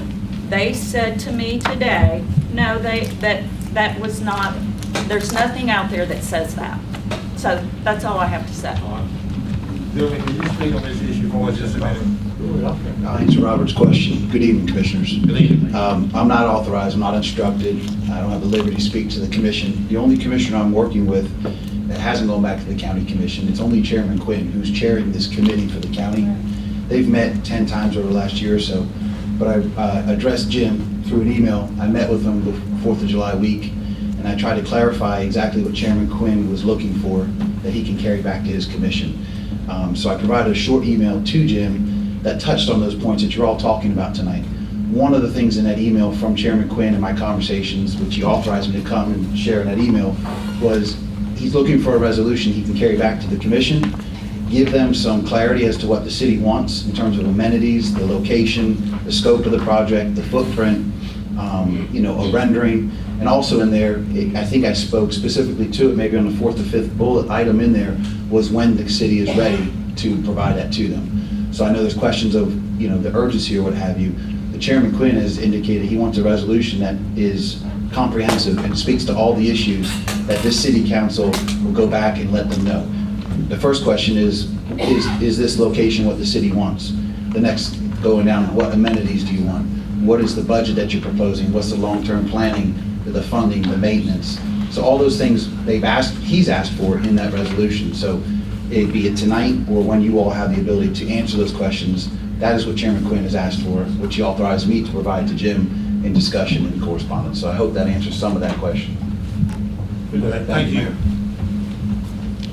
And I would say, Mayor, that said, this resolution, I've got looking at Jeremy's email now, doesn't include how we're going to pay for it in the future, maintenance. It doesn't really refer to the budget that we've been given. I think the resolution still needs a little bit of work, otherwise it's going to get kicked back to us again. And it kind of feels like we're just playing pickleball here with the county. Can I ask one more question? Yes, sir. TDC gonna fund this, is that pretty adamant they gonna fund it? How much? The fifth penny, the bed tax. Is it gonna fund 100% or 50 or 70? I won't do 100%. Who's gonna fund how much is The gonna fund? grants and stuff we'll go out and look for. What grants? I'm not the grant writer, so those people out there, I can tell you. Got 850. What I'm afraid of now is, I'm afraid that a lot is gonna be pushed on the taxpayers. But y'all have, and I'm gonna try to We've address never y'all. said that, that we're gonna make I'm the gonna try to tax address y'all back when I was at the podium a minute ago and then try to, the best way I can. Y'all haven't listened to the neighborhood yet, since I stepped on in February. Y'all haven't listened to us yet. This was a done deal 6A before we ever got here tonight. Y'all know it, and we know it. Now, Bo, am I right or am I wrong? I talked to you yesterday. Well, now, I think we all had the plan to look at, but I can't tell you what none of these other guys Well, are thinking. I don't talk to them about that. Who did you tell me give you drew up 6A? I said that it came, I thought, from Steve Neal as far as, I Right. don't know, I wasn't involved in Actually, it. you told me that, Mr. Hoffman told me that Steve Newman. Y'all have yet to let us draw up a plan. Why, when y'all gonna let us run down there and draw up a plan like we want? I asked you to draw it. Scott, and how far, and what did I tell you? How far do you reckon that'd go? Well, I would. How far do you reckon that'd go? Well, It'd probably short the fireplace with it this morning. You know what I'm saying? but I did ask you for But, a plan. y'all ain't listed the residents yet, buddy. And I know what's gonna happen. When y'all get what y'all want, y'all gonna put Frank Brown Park behind our neighborhood. You can sit there and shake your head and agree or disagree. I'm not gonna be here, buddy. you know, I'm not gonna be here Well, to say nothing. And if that's the case, that's the Y'all, case, I ain't scared to not be y'all there. supposed to be representing us. All of y'all are supposed, all of y'all are supposed to I'm be trying to do the best representing job I us, can. but you're not. The county is not representing us, and the city. It starts up there and comes down. Nobody represents, this neighborhood. And it's about time for us to get some. Now, like I say, this was a done deal before we ever got here. Thank you, Mr. Robert. I'd like to come up a minute. Yes, sir. I got some questions to ask. Come on.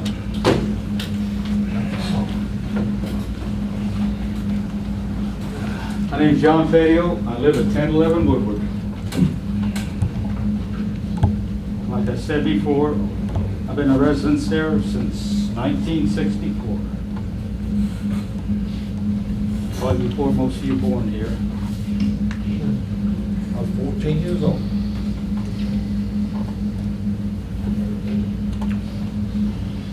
Okay.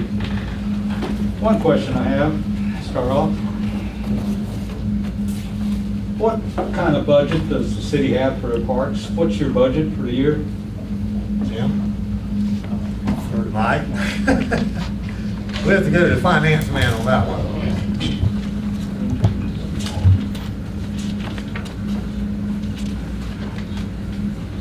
The recreation department has $730,000. $730,000, okay. So none of this is going towards the 10th Street project, right? Sure, there's maintenance and upkeep of the facilities. But included in the budget. construction? No, nothing in the construction. No. Okay. Is this budget going to be increased because of the 10th Street project? You're going to have more upkeep there, that's for sure. Certainly, adding another field would theoretically cause more. Yeah. Several big fields. You don't keep up the park anyway. They were bush hogging it today. They've had a pine tree laying out there since God knows when that they haven't taken up. Okay, so not zero going towards the project, basically. Okay, I see in your plans that you're planning to use a 42-inch pipe. How many rows of it are you going to be using for the ditch? One? I don't know. Right. That's an engineering plan discussion. That'll be determined during the final design, but what you see in that estimate is 2 runs. 2 runs. The quantity in that estimate represents 2 runs. Okay, 2 runs. So you don't know the Taxpayers. Another thing, you're talking about this mitigation pond going to solve all these drainage issues. Well, when Hurricane Hobo came, and you have water up to the traffic light, that was a dry hurricane. We had very little rain out of that hurricane. Well, there was water in our yards, way up. It come backed up from the ditch. So this mitigation pond's not going to solve anything like that, period. That pond has no bearing on it whatsoever. But you're going to be restricting that water flow. 2 42-inch pipes, I don't believe, is going to equal the flow that's going down that ditch.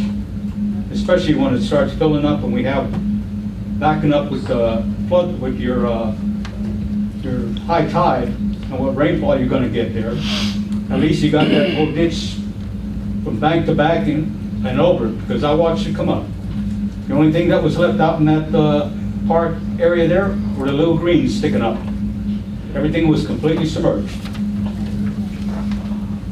And the water come up in our yards there, through that ditch along the ball fields, the girls' ball fields. Never came across the road.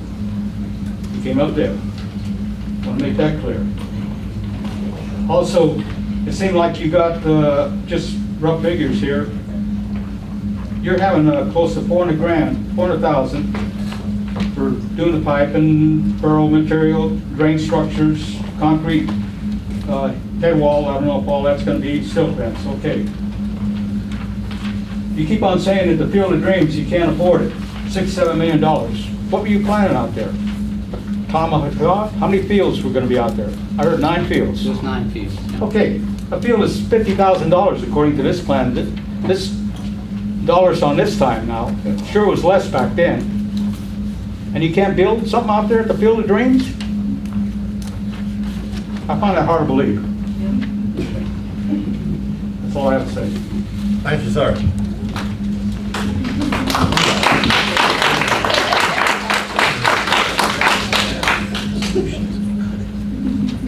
I also have my arms tired. So I'm going to speak anyway. I've spoken to all of you, you two here, the rest of you outside of here. I have a very simple point. Please, please don't rush into this. There have been a lot of good ideas that I don't think you guys have even had the time to think about. Y'all, I should say. I'm sorry.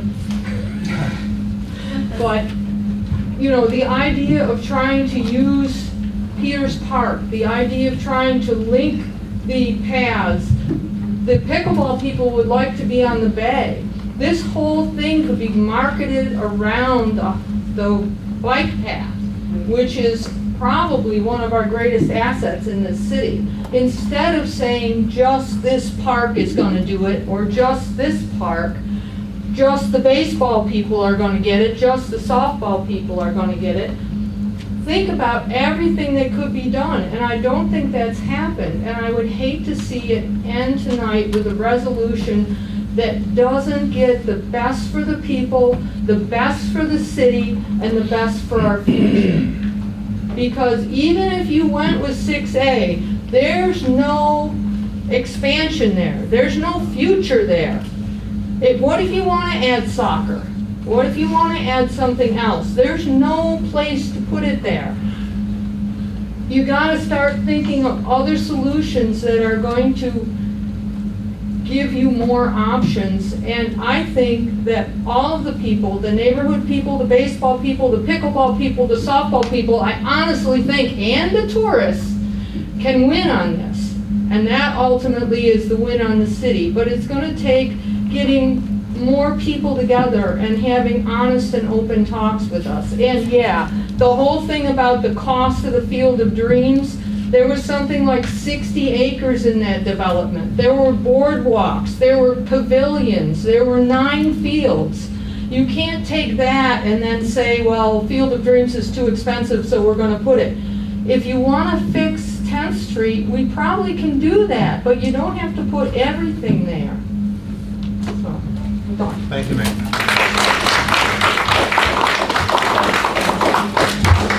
Go ahead. One of the things that I was thinking about over the last week was going back from the starting. I know that I think everyone has to agree that we as a commission did not really do our due diligence in listening to the different groups. And I'm not just speaking about the residents. I think we did a really bad job in listening to the resident, but we also did a pretty bad job in listening to the softball league representatives and the baseball league representatives. I've learned tonight that the Field of Dreams might be a huge undertaking because of the one thing that Reese Antley mentioned, that one funding source that was $900,000 is not available now. So that's, in my mind, that's a pretty good lick, but I don't think it has sunk the ship. So if we agree that we probably didn't do the best job of forming and listening to all of the parties, and now that we've heard tonight and I think it was factual. I have no other reason to doubt it, that we may not be under the gun, per se, that I was kind of thinking we might have been, as far as losing the funding or the possibility of losing the funding. I think we need to take a step back and include the TDC, include the committee that was formed that the county commissioner is the chair of. We have a city commissioner, Commissioner Langston, on that committee. Somehow or another, after the last workshop at the county, the task of creating a conceptual plan to approve kind of moved from or taken away from the committee, and it was brought to the commissioners. And that's another mistake. And I mentioned that to Commissioner Quinn today, and I said, you know, I'm not comfortable with giving up on the option of Field of Dreams. And it sounded like I may be the only one thinking that way, but I'm still not done with it. So with that said, I think what we should be doing is adding people to the existing committee. And I spoke to a couple people about that represent softball and the resident. I would be comfortable with taking 2 additional people who live there in the impact zone of Woodward and Marvin, putting them on the committee, taking a representative from the softball league and a representative from the baseball league, which would be 4 additional people, and put them on the committee and let those people weigh in on the idea of the feasibility of going to the Field of Dream. Let them talk about the impact that they would be associated with. One thing that we learned quickly was when we talked about, do we need the 3 fields at 225, we found out quickly from the very people that would utilize the fields, which was the girls softball, no, we don't need 225. I heard one person in the workshop at the county say the college girls don't even play on 225. So that was one of the adjustments that the softball group actually made. They gave the you know, they were willing to work there. So if we could get everyone on the same page and listening to each other, I think we could move forward with a plan that the community, the whole community, would support. And again, I'm not sure why we're having to come up with a conceptual plan tonight when it should be the committee that was formed should be bringing a plan to us. So I'm not comfortable with moving forward, even with the resolution. I'm comfortable with adding additional people to the committee, tasking them once again with developing a plan, draw the plan out. And you may not have total agreement, I understand that, but at least it'll be coming from that committee where it was supposed to come from to the city commission.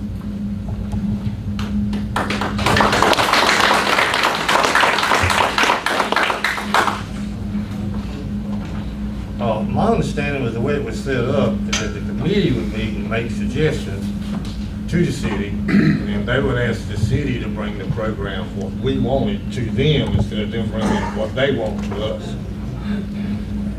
That was my understanding. But let's do something. We gotta move on here. We'll be here all night. Well, I'd like to make a motion that we table the resolution tonight and then look at the option of getting with the committee and possibly asking the committee, Commissioner Quinn, if he's in agreement to us suggesting additional people be put on the committee.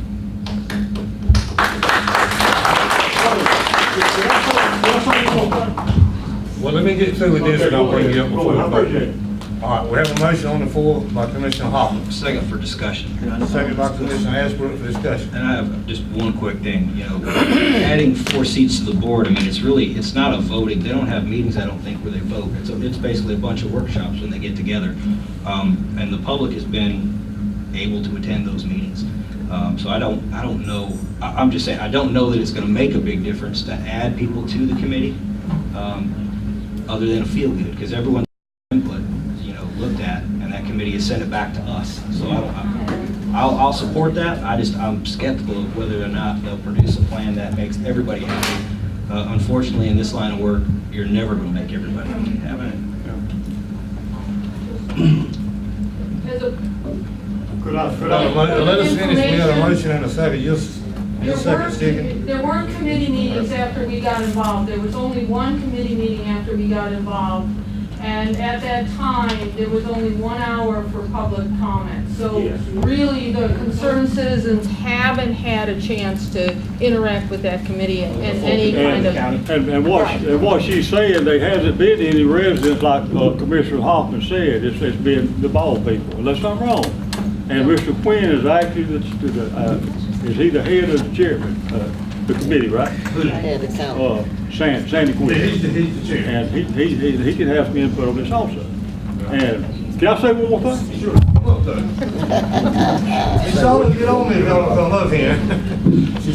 And actually, when I jumped on board, I come up Little League with Mr. Sandy Quinn. Good person, good people. And from the get-go, my wife will correct me if I'm wrong. I coach this pleasure, you know what I'm saying? Pleasure to have him around there. He said from the get-go, he's not going to do anything to make the residents unhappy. And I can remember it like it was yesterday. And now I'm gonna go on what he said. Now, Mr. Hoffman, I appreciate what you said. If we need to back up now, there's no deadline. Let's let the residents have a voice in it, and let's work it out. And I've said that from the get-go. Let's everybody go home happy. Right now, we're not going home happy. And I appreciate it. Yes, sir. Thank you, Mr. Roberts. All right. Oh, can I say something? Come on up. About your drawing here? Ain't mine. Well, okay, it's the city's Yes, sir. proposal. Yes, sir.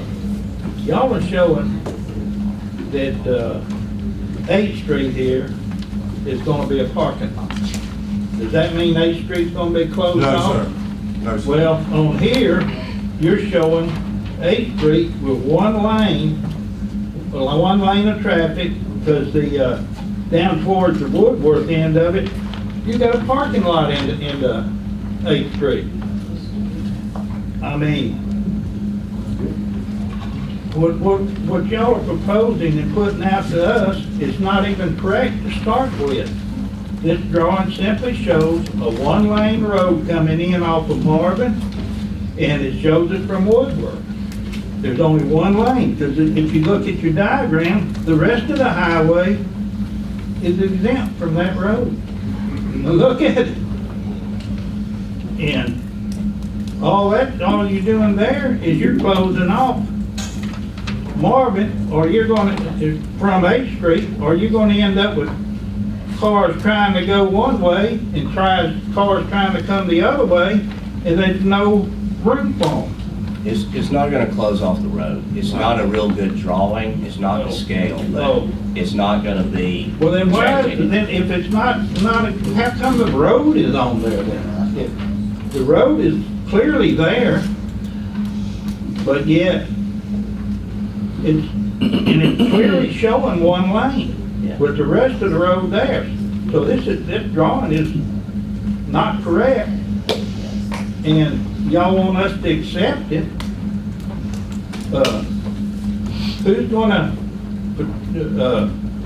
drive by on Marvin and get the cars out of people's front yards that are going to the ball fields? I mean, there's just all kind of issues with this ballpark being put there. And now, the ballpark itself is not the problem. If y'all are trying to turn it into a sports complex.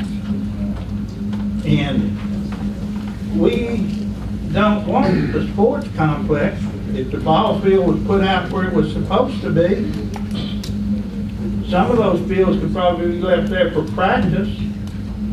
There could be picnic tables or whatever out there for the tourists to picnic or whatever they want to do, or the residents.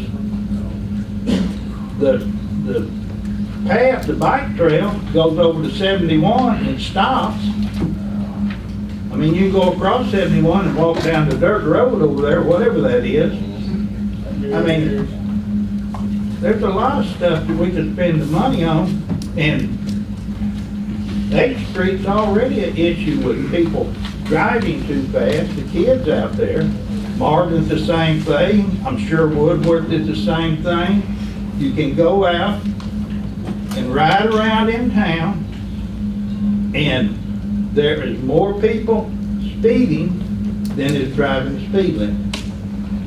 There's more, there you see a lot of kids on golf carts if you go look. Now, the parents on a golf cart, that's no problem, they're adults. But what's gonna happen when those kids turn out in front of a car or something and somebody hits them and seriously hurts or kills one of them kids? I mean, if we cannot control or police what we got now, how in the world are you gonna police this? You gonna call the sheriff's department to come help you? The city's not doing it.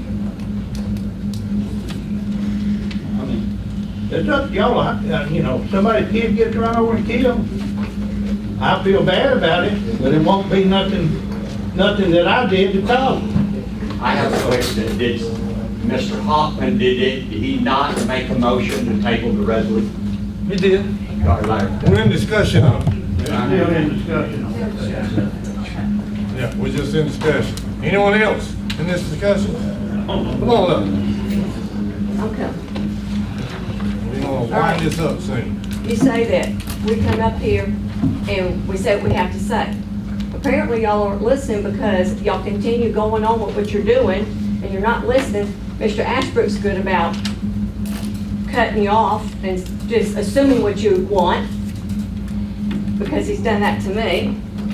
If y'all would listen to what the residents have to say and not just throw something at us, we didn't even know this was going on at first. It took someone to pull this up and tell the residents on Marvin Avenue about it. First thing we would have known, y'all to start construction had been too late. Y'all didn't ask the residents about this at all. And y'all know this. We were late bringing you to the party, I'll admit that. That's it. It wasn't intentional though. Apparently it was, because y'all are gonna start this without us. That you can't do a party, have a party, and not put us and invite us in our backyards. And y'all are starting with this right now. What's gonna happen later on when y'all are going, well, this isn't big enough. We need to extend. Then y'all are gonna start going up the other way. And right now, everybody's with it okay at our end. The other end, people are kind of happy right now because it's not down there. But they're not gonna be happy after a while when it's gonna start going their way. The best solution is to try and, like everybody else was saying, bring it to other fields that are not being used right now or to Field of Dreams. Because nobody's gonna be happy. Y'all are gonna continue to want to extend this. People's gonna want other things put there there's no room for. And it's a small field to try and start this with. It's already crammed now, and it's not trying to get anybody cut out, the girls, the boys, whoever, whatever age or whatever. It's just, there's only so much room. And we are talking the residential area. We're not talking out in the middle of nowhere or whatever where there's no houses around. We have to continue with the lights, the noise, and when people aren't gonna be able to find a place to park, we deal with it on Marvin. I know they deal with it on 8th, but we deal with it on Marvin as well. When they don't have a place to park, they fly from one stop sign to the other trying to find a place to park. And don't be stepping out in front of them when they're coming by, I'm telling you. Because our neighbor, we sit out there and we holler at them all the time to slow down. You think speed bumps are gonna stop them? That's a joke. That's not gonna stop them. They're just gonna fly across the speed bumps and go right on. If you build them right, that will stop them. And on that note, Mr. J, y'all do all y'all can. I appreciate it. Yeah, the sheriff department does well. I've got to say, the sheriff department does well. Every time I've had a problem and I've called the sheriff department, they've been right there. I've got to say that. Yes, sir. I was headed to the airport, but it seemed like I had to come back. Just for the record, Mr. Branch has mentioned twice now that I've somehow drawn this plan. Now, what I was proactive. In the last workshop, you asked for suggestions from everyone at that workshop.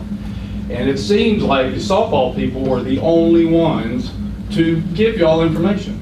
And we interviewed people, we made calls, we came up with what is minimal, just in the spirit of compromise. In this past 3-4 weeks, there could be dog parks, there could be everything else that everybody wants, but everybody just seems to be concentrating on that third field. We just had a workshop. Not one person said we should not have 3 softball fields. Not one. One danced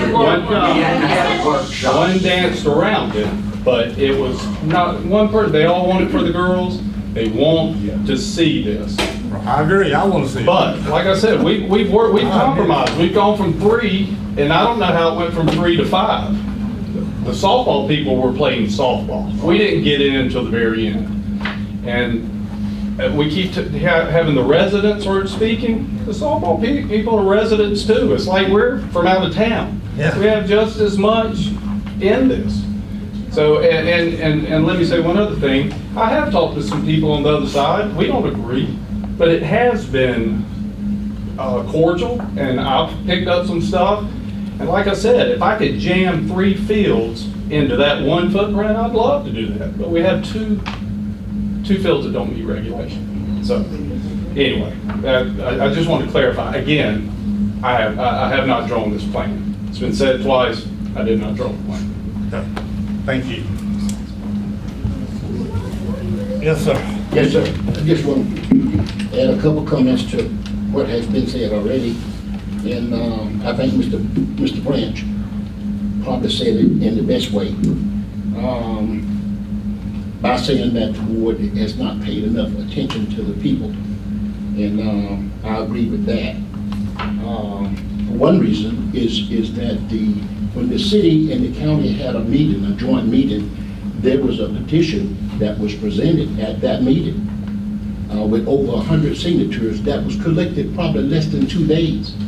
You know, and that petition should have been honored and respected by the city. And some people feel like it was probably ignored. But about 40 years ago, I was assistant coach for the Little League at the park down there on 10th Street. And I had 2 kids that was playing during that time. And we had problems at the park with the residents on Woodward and Marvin Avenue. The problems that we had were kids and adults were walking on people's property, trespassing really, in trash. It was everywhere. That was 40 years ago. Now we talking about, the city is talking about making it get a little bit busy in that area. We couldn't hardly stand it 40 years ago, and I know we can't stand it now. One of the things that is going to happen if you go head on with the project, the property owners in that area on Marvin and Woodward, now they're gonna see a decrease in their property. They probably won't be able to sell it. should the board of city commissioners do anything to make anybody's property decrease? And, you know, Mr. Griffin, I'll mention him because he was the chief of police and he lived on the corner of 10th and Woodward there. Nice house he had. I wouldn't mind purchasing that house, buying it. But the thing is, with what I know that's coming, there's no way that I would buy that house. I wouldn't be willing to pay. Probably, if I bought it, I couldn't live in it with all the traffic and then I gotta clean up the yard every week. It's a major problem. Major. So, you know, I say to the board,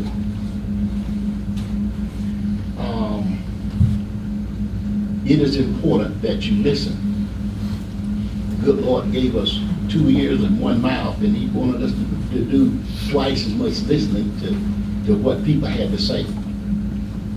And I think that people on Marvin and Woodward have come to the meetings that they knew about and expressed themselves, and they have spoken loud and clear. So I think you ought to honor those people's wishes, because it's going to affect them directly,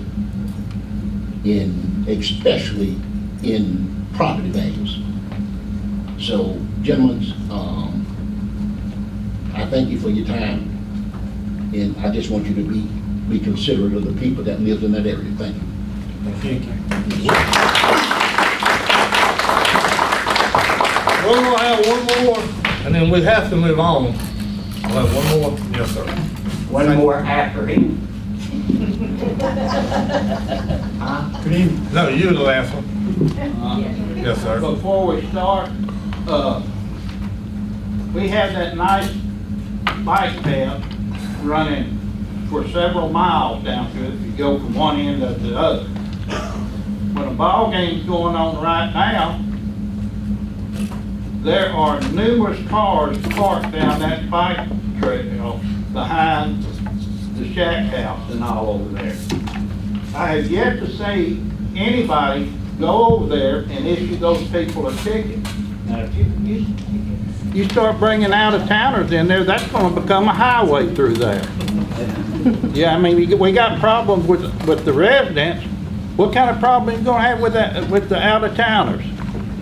I mean, nobody gives them a ticket. We have someone at the podium now. Okay, that's fine. Yes, sir.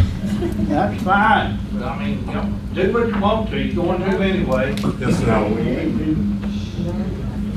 Go ahead. Scott Hamilton, I live at 1302 Marvin Avenue. I got a challenge for you guys. Get one of the city vans and pile all these people in it and go on a road trip. Check out all the other sports complexes in the area. There's Lynn Haven, Panama City, Little Parker, and Springfield. Now, Springfield is way out of town. It is at the city limit, out Highway 22. So if there's a question about Field of Dreams being too far out, check out Springfield. Talk to the commissioners there, see if they have any problems with their fields. All these fields are pretty far away from residential areas. And when you come back, stop off at 10th Street and look around.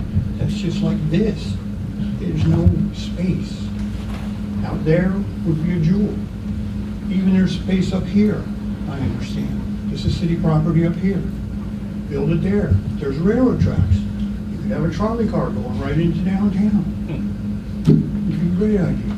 Thank you for your time. Thank you. Yes, sir. All right.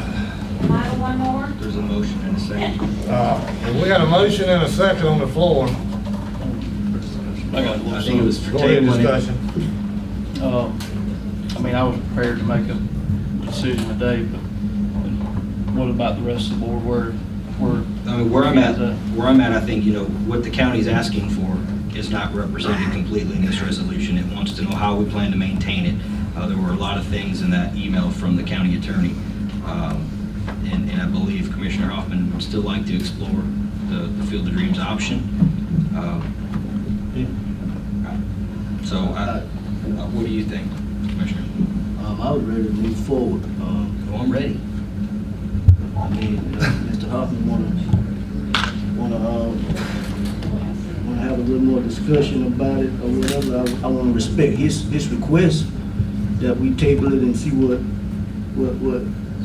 he has, what he need get, so he can get the information that he needs to have. So I with respect for Mr. Hoffman and the residents, I guess I was ready to move forward, but with respect of Commissioner Hoffman, I guess we could table it for later. But really, I think that we need to go ahead and move forward. I do too. I mean, my God, we've been beating this thing to death for a while now.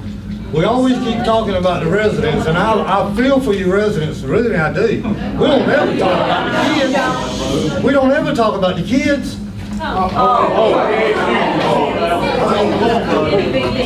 About that ball field, No, sir, I hadn't called you up here. You have to wait till I call you. Okay, You so just can't come up. Well, I'm sorry. You talking about the kids, I want to say something about the kids. I want to make sure we treat them right. That's what I want to do. Okay, can I say something about the kids? Yeah, come on up. Okay. I'll let you talk. We're talking about the kids, all right? And Right. let me ask you, Mr. Langston, what's the number one reason for this ballpark, sports complex, if y'all want to call it, to you? To me, the number one reason is so we can have a better facility for the girls and the boys, that it won't be too far out of our community where people in my residential area, Highland View, all those that are associated with Little League, baseball and softball can be able to get to the facilities without any trouble. I believe that the Field of Dreams is way out. I believe that we have a lot of kids that wouldn't have a way to get to those facilities out there. I believe that 3 fields, that's not asking much. 3 fields not asking much. It won't stop. It's not gonna really affect what's already there. Okay, on that. Man, you're a joke, Miss. Hey, I want to clear this room if anybody keeps jumping out there outside. Now, this is a meeting room. Mr. Ashford. And let's respect each other. Would you agree that you're doing it for the kids too? I think it's for the kids, absolutely. And I think a lot of this, I hate hearing the word complex keep thrown out. What 6A proposes is one additional field. It is as close to the original footprint as we can get. All right, Mr. Patterson, is it for the kids? Yes, sir. Number one rule, just flat out, number one reason why. For the kids. Yes, sir. Correct? It's across the board, the kids and the residents. Okay. I want to fix drainage down there. I lived in it. Okay. I want to fix H Street. I want parking down there. I mean, it's much needed. Okay. Mr. Alton? I still say we need to build a field that the people feel comfortable with, they are excited about, they're eager to watch it be built, and that it supplies what the girls softball teams need, the boys baseball teams need, the tourism aspect, and it's as least intrusive with the area that we build it in. Okay. Now, here's my next question. These phases that we're gonna go through, y'all said we're going to share ball fields. Softball's already being at a disadvantage already with one less field than baseball. We already agreed on that. How long are these phases gonna last? 2 years, 10 years, 15 years? How long are we gonna go on with these phases before it's completed and the girls have their 3rd field? Now, over this time, we're talking about the girls softball team having to practice until 7, 9 o'clock games and all that during the weekdays. We're already at that problem now. You're gonna take away fields and make them share. Now what is that gonna make them? 1, 2 o'clock in the morning now? That don't seem like a very reasonable solution to do this right now where it's at. I agree, we should make the north side be able to, where they can take their kids over there, at least practice, you know, baseball or softball. It doesn't matter which sport it is, but you can use Northside as a place for them kids to practice at and play games at. I mean, you're kind of fighting two battles here at the same time, because you're talking about the kids need more field, more space, but now you're gonna take it away for how long? You're right. I mean, logistically, we gotta make it work. I mean, if we do it there, we have no choice. I understand it's hard to make everybody happy, but you got people that live here, what, 365 days a year? These other people don't live here all the time. And you said you live there yourself, correct? I mean, we gotta try to find a way that's benefiting the kids. You're gonna really make the kids practice until 1 o'clock in the morning? I like to say something on the practice. I keep hearing people say practice now. Of course, I'm going back quite a few years, but we always practiced in an open field. We had our own bags for bases, we mark them off. We never practiced on the regular fields when I was growing up. We never did. We had sand lots to play in. Sand lots. That was probably about, gosh, 40, 50 years ago. Okay, but this goes back to you're trying to take the stuff away from the kids now. I'm not taking anything. Okay, then, so you want to. I'm all for the kids, let's get that straight. Okay, well, you're talking about taking taking them out here to the sand lot and letting them play out here in the sand lot instead of giving them what they deserve. I'm saying that's what we did when we grew up. Okay. We didn't depend on You the want playing better for the fields next to practice generation. on. That's a long time ago, I understand. You want better for the next generation, correct? Yes, sir. Okay. Yes, sir. So, are y'all gonna make these kids suffer for how long this project's gonna go on? No. Okay. These kids are not gonna suffer. So this is what I'm asking, like Mr. Hoffman said, and everybody else, let's just take the time, there's no deadline, there's no reason to rush into this. I understand y'all for it and get this thing started and rolling. Just take a little bit of time and just look at all the details and everything that's gonna affect everybody. It's not the residents, yeah, the residents are gonna be upset if y'all do this because of the potential conflicts it might have. But look at the kids. They're gonna have to share fields, and they ain't got enough as it is now. I mean, that's what we're here for, the kids. So take that into effect, please, before y'all move into a motion with this right here. Now, let me understand what the motion is again, John. Who made the motion? The motion is to table the resolution and to ask the chairman of the committee, Sandy Quinn, to allow an additional 4 people to be put on his committee, 2 representing the residents, 1 representing baseball, 1 representing girls softball, and let them come back with a plan that committee should have already developed. And furthermore, it would be solving the problem that Commissioner Ashbrook has already brought up, that the resolution we have may not fit the bill for what they've asked for. Right. So by tabling this resolution, you give our attorney and staff the ability to rewrite it. While they're rewriting it, hopefully we can have this new committee with additional 4 people come back with a plan. All right, that's the motion. Who made the second? Second, Stan. All right, we got a second. We have a motion and a second. In unity, and I know with Commissioner Langston, he supported that. I'm gonna support it. Me too. Call for the vote. All right, call for a vote. All in favor of tabling this, say aye. Aye. All those don't want to table it, say nay. Nay. The mayor says nay. Passes 4-1. You guys rock. I'm not going back on the kids. All right, now we can move on.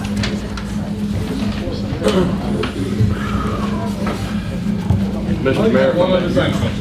Yes, sir, I do. This is regards to the concession agreement between the city and the FLCC. The agreement going back, the board had directed that I include and or delete certain language in the agreement. I have done that, and that's probably been 2 months ago. At this point, I've been informally told that the FLCC does not agree to the terms. I haven't had no formal document expressing that. My suggestion is an either-or suggestion from the board is either that the contract, the concession agreement as drafted is offered, we get a formal rejection. Otherwise, the board can direct the, or request the FLCC to provide in writing whatever terms they feel are necessary. But at this point, I would ask the board that it's a moving target, so we need to solidify something. And the only way I know how to do that is either A, offer it, and I would anticipate they will reject the concession agreement, or B, ask that the FLCC put in writing what it is that they disagree with. And I have been in conversation with a few of those people, and that is what they would like to do. They would like to be able to give you some additional things that they would want to put in there. And I think we ought to honor that for them. I mean, these people are going to do a lot of work in that building, spend a lot of money in that building.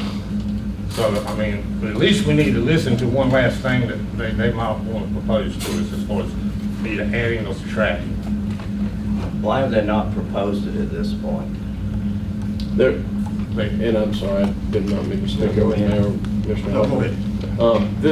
I've been dealing with this issue since I came on board in May, I believe. There's been a number of folks from both sides of this issue here in person.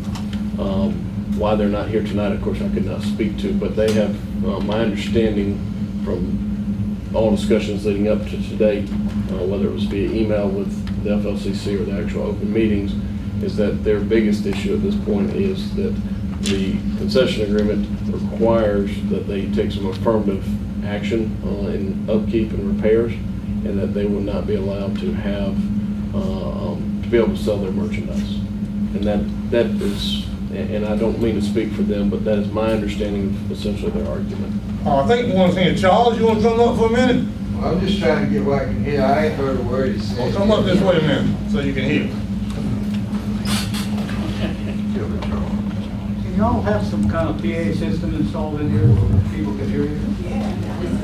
Charles, what he's saying is either you can reject the contract as he proposed it to you, or if there's some things you want to try to add to it, and give him, y'all get a list of things and give it to our attorney, and then we can consider that at that time. Is that what you want to do?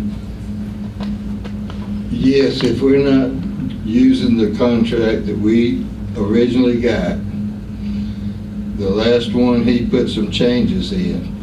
We would like to send him back some more changes that we would like to put back into it that he took out and some stuff, then bring it back next meeting and then have a vote on it. All right.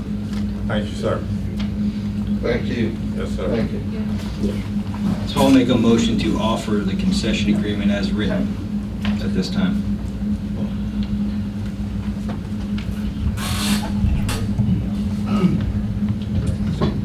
All right, we have a motion. Second for discussion. We have a second from Commissioner Hoffman. Are you talking about the one that we voted on and the attorney drafted and sent to them and they did not sign? I'm talking about the one in our packet, just so we have officially offered them something that they can counteroffer on. is all I'm saying. I thought we had offered it. Oh, that's what you're saying? Yeah, just to provide the one that's in our packet to them officially. And then they can add stuff? Or you say Well, that's what we're voting on? Come back and they vote again. We're just Okay, saying. This wouldn't be a final vote. This is just a draft that the attorney provided us to take a look at, that we can send over to them, and then they can say, mark it up and send it back to us for another vote. Yeah, I don't have a problem with that. That gives them an option. And Commissioner Huffman, there has never been a formal offer of the final draft of this concession agreement. At the last meeting, there was nobody from the FLCC present, and it was decided to be tabled for this meeting, is my memory anyways.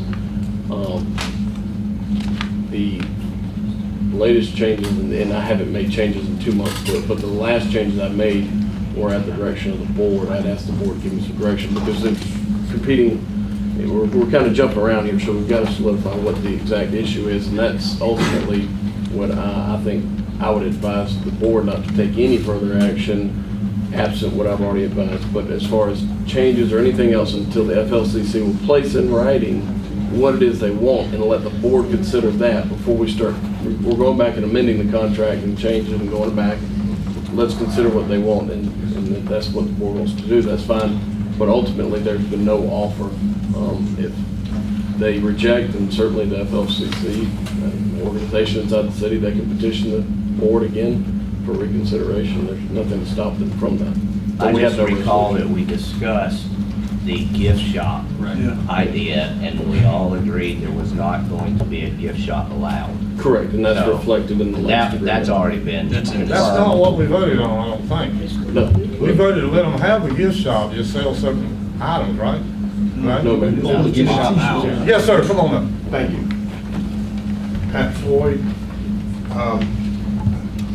What I'm up here for is to give you what the position is, I think, of the St. Joseph Historical Group.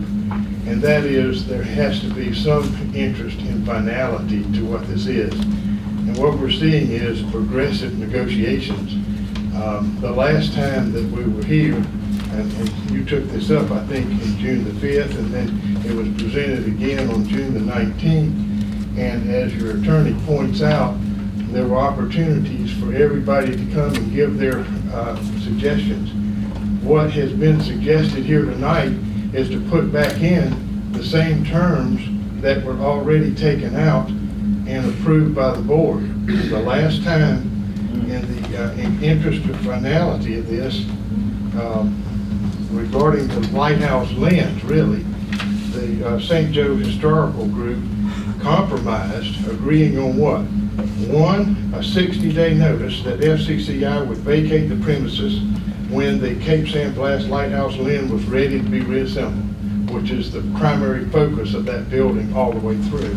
And number two, the lease with FCCI would be for 18 months only. That was a compromise on the part of the historical group. And then FCCI would be allowed to sell T-shirts only and not have a full gift shop, because that's what the historical group is doing to raise money to put the primary purpose of the lens back in.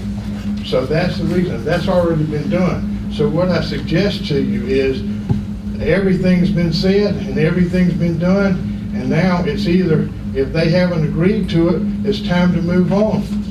Either they've agreed to it or they've not. You've got to have some type of, you came to a conclusion on this on June the 5th. So I don't think there needs to be any further vote. It doesn't need to be confirmed. It's there, it's already approved. So either they sign it or they find some other place. Well, Mr. Floyd, they've never been offered a contract. We've passed them back and forth, but this is an official offer. If they deny this, then it may be over, or we may decide to reconsider. But we haven't offered them a lease agreement or a license agreement at this time. Was the agreement emailed to them? Yes. When was it emailed to them?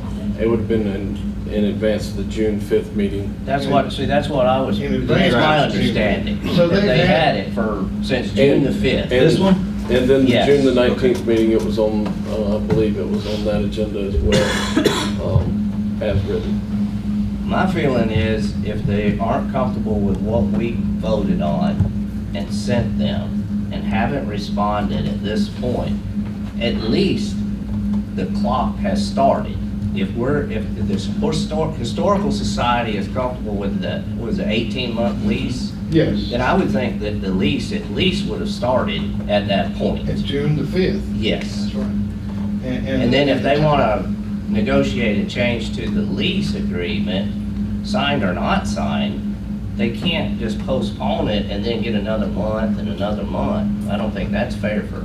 Right, and it's not fair because there not been any suggestions submitted to the city attorney either. There not been suggestions submitted to you. So we're in the final stage, and then what are we asking for? We're saying that this is it. And I think there should be some finality to it, so I ask you to close the door and let's get going on something else.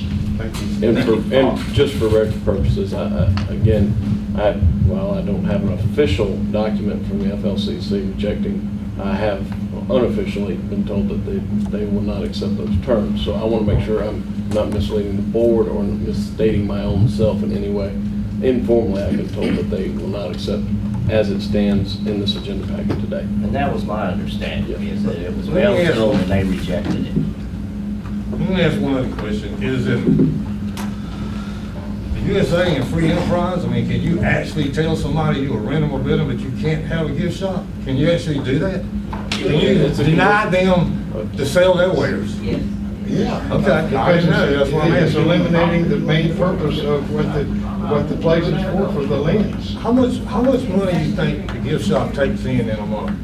I have no idea. Ms. Charlotte? Well, it's not enough because we don't have the land. Yeah, I know. Ms. Charlotte, how much you think y'all take in? I don't have those records available to me tonight, but it varies from month to month depending on different things. Would you have an estimate? I can get it for you, but I don't have it tonight. I'd like to see it, yes, ma'am.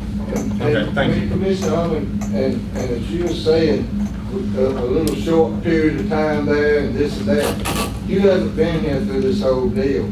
We've been dealing with this thing for over 2 years. Within the last 6 months or so, just these few other little folks come into it right at the end. Yes, you come in, you don't act like you're gonna take it all over and all. But we've been working with this thing for over 2 years. How long has the gift shop been there? How long has that lighthouse been there? Sir, we moved it in 14 and we opened it September 12th. 4 years? Yes, sir. Okay, so we just come in yesterday, right? No, I didn't say that. I said that now all of a sudden at the end of it, you're gonna come in and start trying to stop it, but no, we've been working on Okay, this. y'all, let's let the podium man speak. Yes, sir. There has, obviously, We reject the agreement, and that's fine. That's All right, they fine. reject We it. reject the agreement, so. Okay. There's no If we sense can't in like get nobody to continuing make this no on, it's the choice, same no thing decision. every time we show up, so we FLCC reject the agreement and Okay, thank you. move on.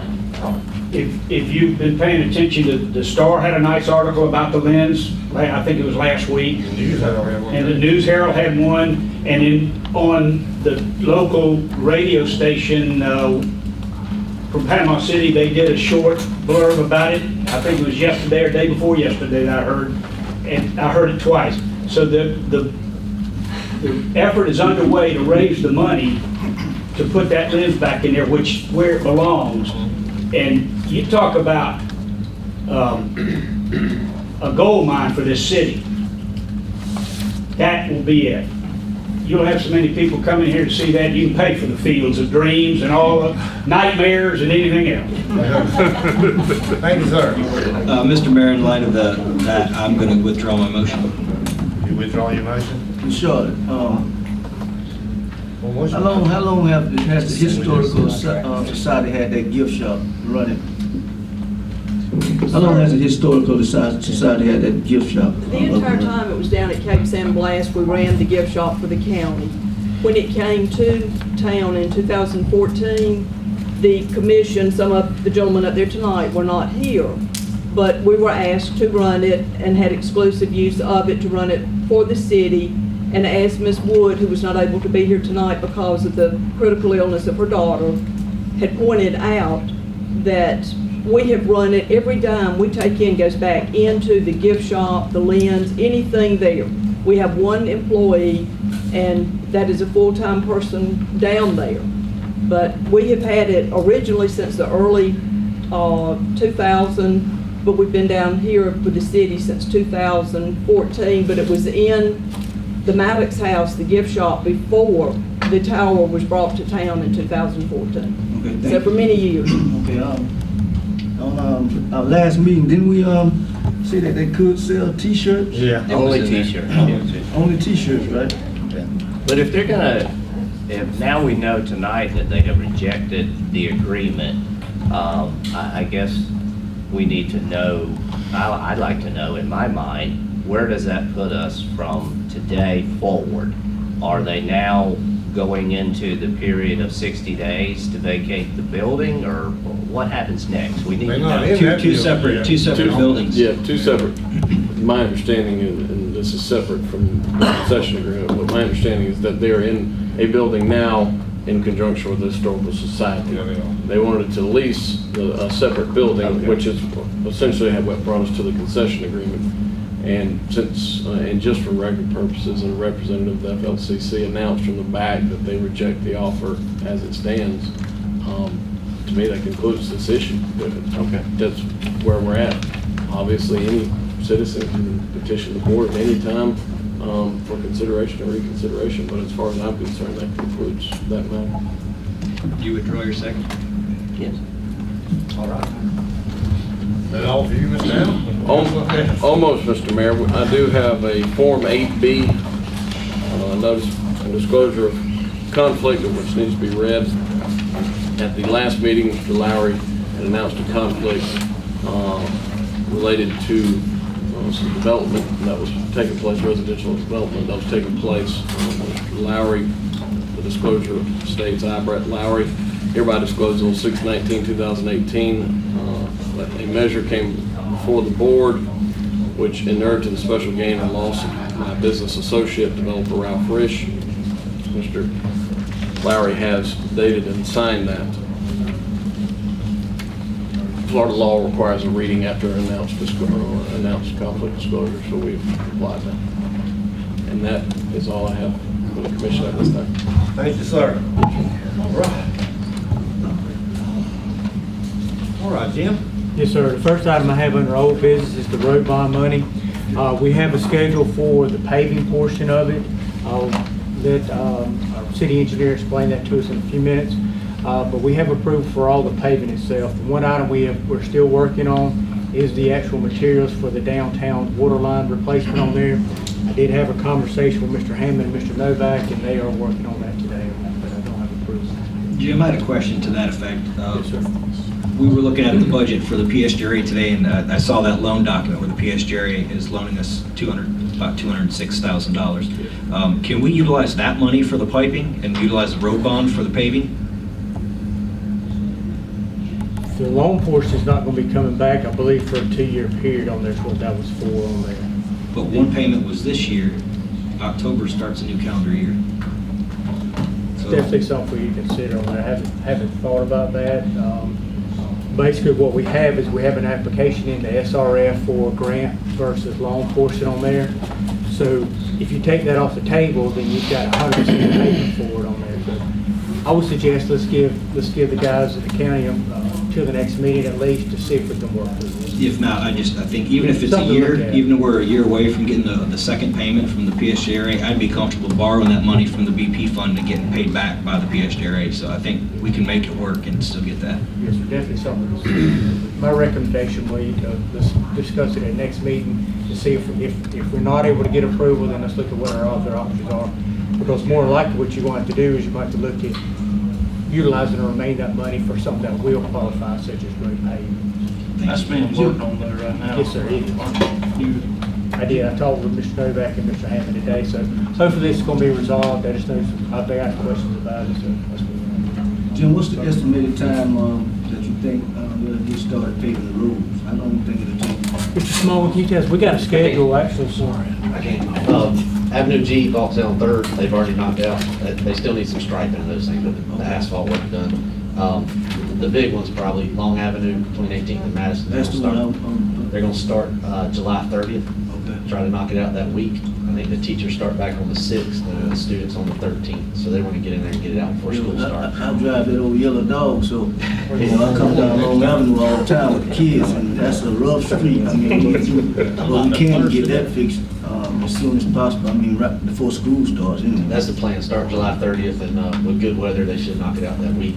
And I'll go ahead and follow up with the other larger one is Reed Avenue. It's right after Long. Right. The plan is to start that actually on a Sunday night, August 5th. That's night work only. So try to limit the disturbance to downtown. So start about 10 o'clock or so at night, go to about 7 in the morning. How many days do you anticipate for Reed? I met with them today down there.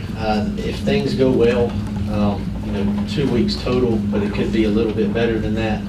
Every night when they finish up, or every morning when they finish up, they'll have it back to where you can park on it. It won't be paved in the parking places, but you can park on it. So it will be a little, inefficient, during that 2 week time for sure. But in terms of heavy equipment, road shutting down, that'll all be during the night hours. So hopefully it's just a minimal impact to the business if possible. And it's possible, Commissioner, that it could go faster than that 2 weeks. We're saying that on the hopefully just smoother. And And I guess to Jim, have we taken steps to notify all the Reed Avenue businesses when, the timeframe? Yes, to my understanding, actually, Bill. Bill went by and Bill, delivered them. He did, he actually. did that. Excellent. That was it on road pay. Good evening, Commissioners. Good evening. A lot of you are new faces to me. I've been coming here for about 15 or 13 years now to CDBG work. You need to come see us more often. As often as we can get them. The water project we did the last 2 grant cycles over the last several years interrupted an ongoing sewer replacement project in Northport St. Joe. And we had already accomplished in phase 1, 2, and 3 sewer avenues E, F, and G, and Avenue A. So we're back on the cycle trying to address some of the other streets in Northport St. Joe, replacing the aging, is it clay or asbestos cement? Terracotta. So they're old pipes. They're installed in the 50s and 60s, and they leak like sieves. Jim Anderson gave me a report from the water department that showed the flow after a rain, what happens to the treatment plant after a rain event. Basically, it's draining the groundwater. A lot of the older systems in the city. We originally started with a option that would do avenues C and D between Martin Luther King and Battles.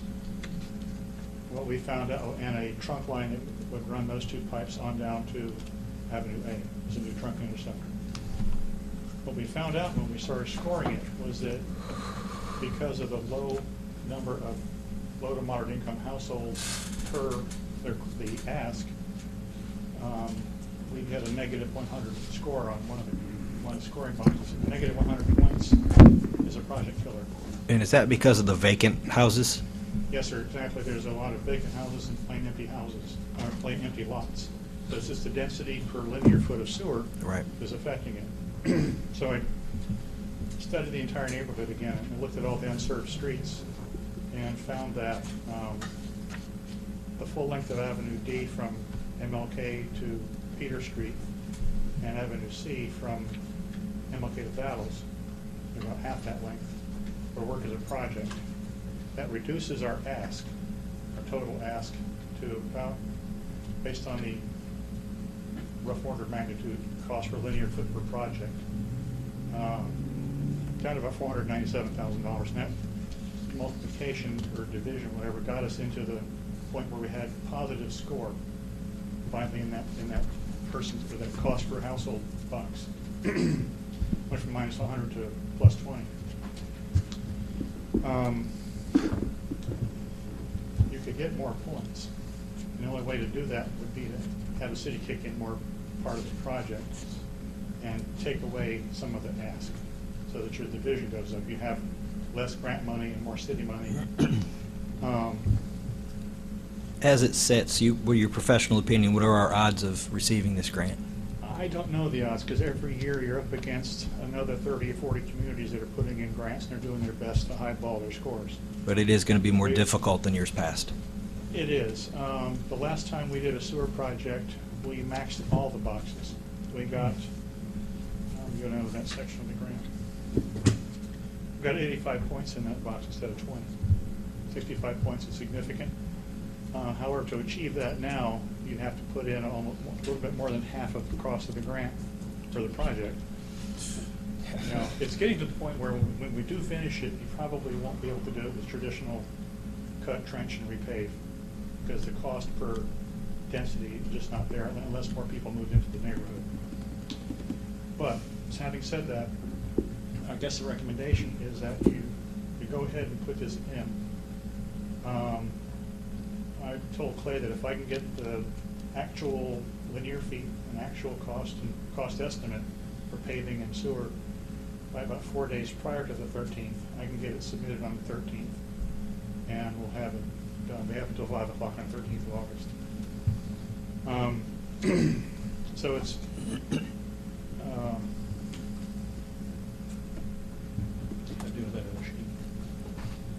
Is the infrastructure that you're targeting included in our current capital improvement plan? Yes, sir, it is. Okay. I think it's box 1A. It's right there at the top of the CIP. do need to say for the record, this is a advertised second public hearing for CDBG application. As a part of this hearing, if we decide to go ahead, we need to approve the resolution that's in your package that authorizes the mayor to sign the application and act as the primary contact for all changes to the contract that need signing for the state. Bruce, Yes. before you go on, about how much money are you talking that might boost our score?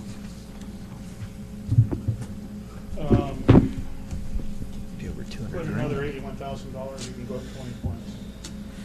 Put in another 145, that's up 40 points. Put in 209, it's half the project, 50/50. Get 65 more points. But it becomes a diminishing point of what's the return for you.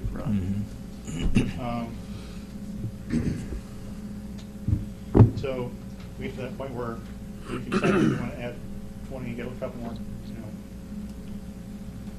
Is it worth it to do that for you?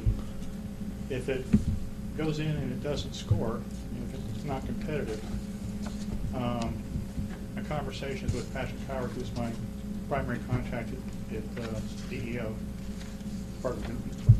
Department of Economic Opportunity, indicates that they hope to have another cycle in January, February. My history with them is that it's usually several months past when they think they're going to have another cycle, but it would be winter or spring. And So I guess my question to you then would be timing. If we could, I'm assuming that the deadline is fast approaching to get this submitted? yes, sir, it is. So we won't have time to go through our budget season and see what's available if we wanted to put more money into it. It might behoove us to plan on a January I grant think submission. it's probably best to go ahead and try what we have. Okay. Um, And we could try it again and try it again. Try the second go around. if we needed to add. And there's alternative technologies to cutting a hole in the ground and repaving the entire street. Sure. There's other things, but you need to come up with some upfront money to do the technical study prior to doing that. But we would know whether to do that or not by the time we got past the scoring. If we didn't score, it's probably worth looking at alternative technologies and doing more houses. If we put this money in, we're not guaranteed to get this, Well, you wouldn't spend it You if don't it own didn't it, have you to. don't own it unless it goes through. It's not a paid ticket and you lose it when you go through the gate. Okay.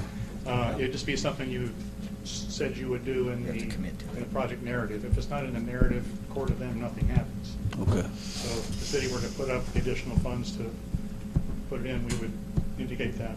And all of this is promulgated on an upfront thumbnail estimate. We could go up to $511,000 is a project cost, which is engineering, construction and admin. And still fall within that window that gets us 20 points. So Okay. that's a little bit of slack there between the first thumbnail estimate that Clay gave me to work with. So that's the grant that I have gotten started. I won't be able to finish the fine detail work on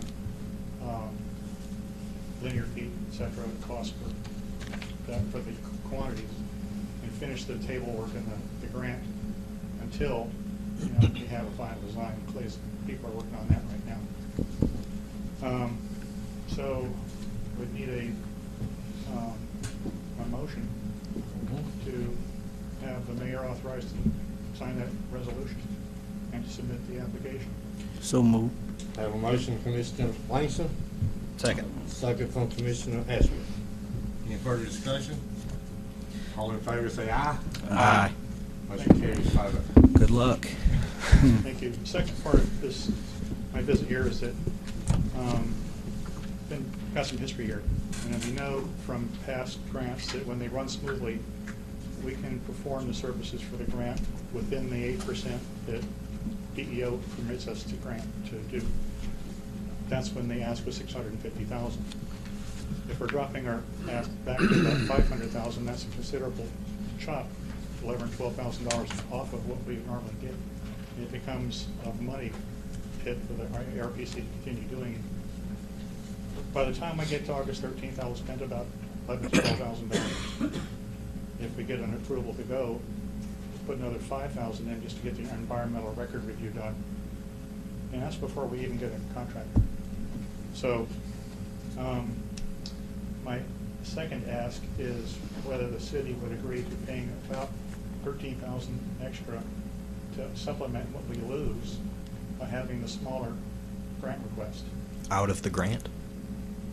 aside from the grant. All we can ask for in administration from DEO is 8%, we have a ceiling, but it's percentage based.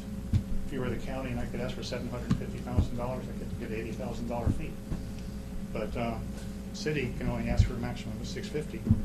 It's a maximum, and that's what we've been working with for the past 6 or 7 grant cycles.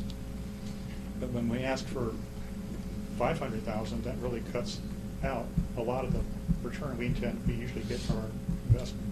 Does the state have a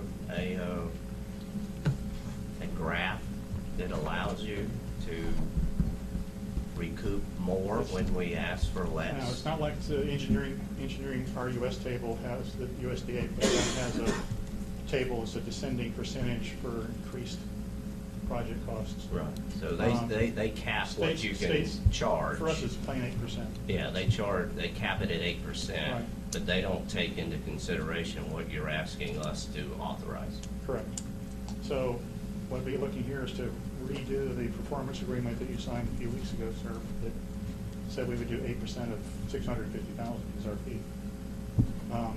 We won't be able to score at $650,000. We would, put another street in, we still wouldn't get enough beneficiaries to satisfy the grant.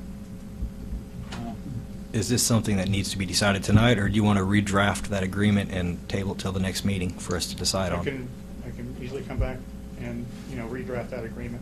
I mean, this is the first I heard of it. I'd just be uncomfortable Well, saying. I started doing the math and going, oh, crap. This happened to us last time. The grant that we actually got last cycle on the water project was less than $500,000. If it was my checkbook, I know you're worth it. I'd do it, but it's not my money, I so we're going to need some time to understand. think about it. It's just, If it was my checkbook, I would probably negotiate with you and come up with something more towards the middle of the law. well, I know that because of the last grant, we can't really compare that because it started twice and was stillborn. So there was a lot of startup twice before we actually got the third one in, for various reasons outside of our control. That being said, prior history shows that we can actually do this for about the money that's in that 8% of the 650 and not blow our budget at the RPC. So are you saying tonight that if the board is not in agreement to restructure the agreement that we signed off on because we're reducing the amount, that you're gonna walk away and not do the grant, or are we I don't have the negotiating? authority to say that because I'm Okay. not boss of the RPC. Okay, I just wanted to be clear. And it's something I have to back and talk with them about. Yeah. Because it is my director, Chris Rito, that would sign the contract and the mayor would sign the other side of it. So it is a renegotiation, but we'd be looking for about 50, I think. So one option that I would present to him is that if we could ask for 50 and whatever the balance is, we won't even actually know what the balance is until we've got the final numbers shortly before the grant closes. Because it's all dependent upon those floating numbers in the estimate. I'd say break the numbers down and bring it back to us. Mhm. We can see them and. Agreed. So I can bring that back to the first meeting next month. Yep. Okay. That would close the public hearing for the application. The next thing on the agenda is a required fair housing workshop for public elected officials. You have in your package something that looks like this, without the yellow marks. Resolution 2018-09.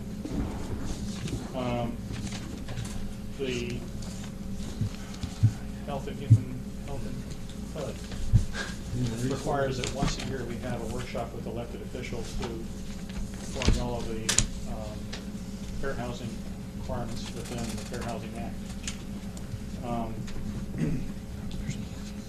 When we had our last site visit with the DEO supervisor, he's found that we did have an old fair housing policy, but it's fairly old. It's from 1995, and there was some language in it not up to date. he let us slide for the purposes of that application, of that grant cycle. It suggested that among the other two things that we had to act on immediately, that we update the fair housing this time. So I thought I would take the opportunity of this fair housing workshop to just go over this. You may have heard this list of protected groups before, but the Fair Housing Act refers to discrimination by race, color, ancestry, national origin, religion, sex, marital status, familial status, handicap, or age. These definitions have changed over the years as they've included different groups and renamed those groups. Essentially, it covers real estate professionals and financing professionals in the real estate industry and individuals if they own more than 5 properties or rent more than 4 properties. And individuals if they live in a quadruplex and actually inhabit one of those units. Those are exempted groups. And despite the fact that age is considered a protected group, complexes can be developed that limit people to no children under 18, adult communities. And some senior communities can limit new buyers and renters to 55 and older. So those are 2 notable exceptions. Private clubs and religious organizations can also restrict their membership if they're a private club. Often these are gated golf club communities.